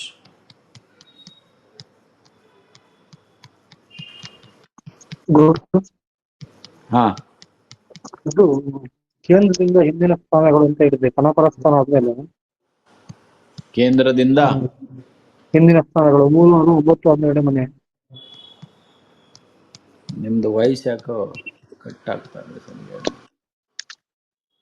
ಕೇಂದ್ರದಿಂದ ಇದು ಕೇಂದ್ರದಿಂದ ಹಿಂದಿನ ಸ್ಥಾನಗಳು ಅಂತ ಹೇಳಿದ್ರೆ ಕೇಂದ್ರದಿಂದ 5ನೇ ಸ್ಥಾನ, ಕೇಂದ್ರದಿಂದ 5ನೇ ಸ್ಥಾನ ಬಂದಾಗ 8ನೇ ಸ್ಥಾನ ಬರುತ್ತದು. ಅದು 3, 6, 9, 12. 3, 6, 9, 12 ಸರಿ. ಮನೆ. ಅದು ಪಣಪರ ಸ್ಥಾನ ಆದ್ಮೇಲೆ ಹೇಳಿದ್ರಿ ನೀವು. ಉಪಚಯ ಬೇರೆ ಒಂದು ಸ್ಥಾನ. ಅದು 3, 6 ಯಾವ್ದು ಉಪಚಯ ಸ್ಥಾನ ಅಂತ. ಸರಿ. ಉಪಚಯ ಅದು ಬರ್ದಿದ್ರು. ರೆಕಾರ್ಡ್ ನೋಡ್ಕೊಳ್ಳಿ, ತಿರ್ಗಾ ನಿಮ್ಗೆ ಅರ್ಥವಾಗುತ್ತೆ. ಸರಿ. ಆಯ್ತಾ? ಗೊತ್ತಾಗದಾರೆ ಕೇಳಿ, ತೊಂದರೆ ಏನಿಲ್ಲ, ಕೇಳಬೇಕು ಯಾವತ್ತು ಅಷ್ಟೇ, ತಲೆಯಲ್ಲಿ ಇಟ್ಕೋಬಾರ್ದು. ಯಾಕಂದ್ರೆ ಇದು ಬೇಸ್ ಯಾರು ಮರೆಯಾಗಿಲ್ಲ, ತಲೆಯಲ್ಲಿ ಇಟ್ಕೊಳ್ಳಿ. ಬೇಸ್ ಮಾರ್ತಾರೆ ಮತ್ತೆ ಕಷ್ಟ ಆಗ್ಬಿಡತ್ತೆ ತಿರ್ಗಾ ರಿಕವರಿ ಮಾಡೋದು. ಬೇಸ್ ಫಿಕ್ಸ್ ಇರಬೇಕು. ಇದು ಫೇರ್ ಮಾಡ್ಕೊಂಡು ಒಂದು ಕಡೆ ಇಟ್ಕೊಳ್ಳಿ. ಅದು ಯಾವತ್ತೂ ರಿವಿಷನ್ ಮಾಡ್ತಾ ಇರಿ. ಇವಾಗಿನ ತನಕ ಹೇಳಿದ್ದು ಇನ್ನು ಮುಂದೆ ಹೇಳುವಂಥದ್ದು, ಅಂದರೆ ಈ ಪೋರ್ಷನ್ ಏನಿದೆ ಪ್ರವೇಶಿಕ ಅಂತ ಇರುವಂಥದ್ದು ನಿಮ್ಮದು ಪೂರ್ತಿಯಾಗಿ ಬೇಸಿಕ್ ಅದು. ಹಾಗಾಗಿ ಅದು ಯಾವುದು ನಾನು ಹೇಳುವಂಥದ್ದು ಈ ವರ್ಷದಲ್ಲಿ ಆಗುವಂಥ ಇದು ಮರೆಯ ಹಾಗಿಲ್ಲ. ಅದು ಕ್ಲೀನಾಗಿ ಒಂದಾದ್ಮೇಲೆ ಒಂದು ರಿಪಿಟೇಷನ್ ಬರಬೇಕು. ಅರ್ಥ ಆಯ್ತಾ? ನಾನಿದು ಹಾಗೆ ಇದು ಕಳಿಸಿದ್ದೀನಿ, ಗ್ರೂಪಲ್ಲಿ ಹಾಕಿದ್ದೀನಿ, ಅದು ನಿಮಗೆ ಸಿಗತ್ತೆ. ಅದು ಕಾಪಿ ಮಾಡಿ ಇಟ್ಕೊಳ್ಳಿ, ನಿಮ್ಮ ಹತ್ರ ಉಪಯೋಗ ಆಗುತ್ತೆ. ನಾಳೆ ಅಕ್ಷಾಂಶ ರೇಖಾಂಶ ಬಗ್ಗೆ ಯೋಚನೆ ಮಾಡಿ ಆಮೇಲೆ ಲಗ್ನಕ್ಕೆ ಹೋಗೋಣ. ಆಮೇಲೆ ಕುಂಡಲಿ ತಯಾರು ಮಾಡೋದು ಹೇಗೆ ಅಲ್ಲಿ ತನಕ ಹೋಗಬೇಕಾಗುತ್ತೆ. ಸರಿ, ಎಲ್ಲರಿಗೂ ಒಳ್ಳೆಯದಾಗಲಿ. ಶುಭರಾತ್ರಿ. ಶುಭರಾತ್ರಿ ಗುರುಗಳೇ, ನಮಸ್ಕಾರ. ಅಸತೋ ಮಾ ಸದ್ಗಮಯ ತಮಸೋ ಮಾ ಜ್ಯೋತಿರ್ಗಮಯ ಮೃತ್ಯೋರ್ಮಾ ಅಮೃತಂಗಮಯ. ಓಂ ಶಾಂತಿ ಶಾಂತಿ ಶಾಂತಿ. ಹರಿ ಓಂ. ನಮಸ್ತೆ ಎಲ್ಲರಿಗೂ. ನಮಸ್ತೆ ಸರ್. ನಮಸ್ತೆ. ನಮಸ್ತೆ, ಶುಭರಾತ್ರಿ. ಎಲ್ಲರಿಗೂ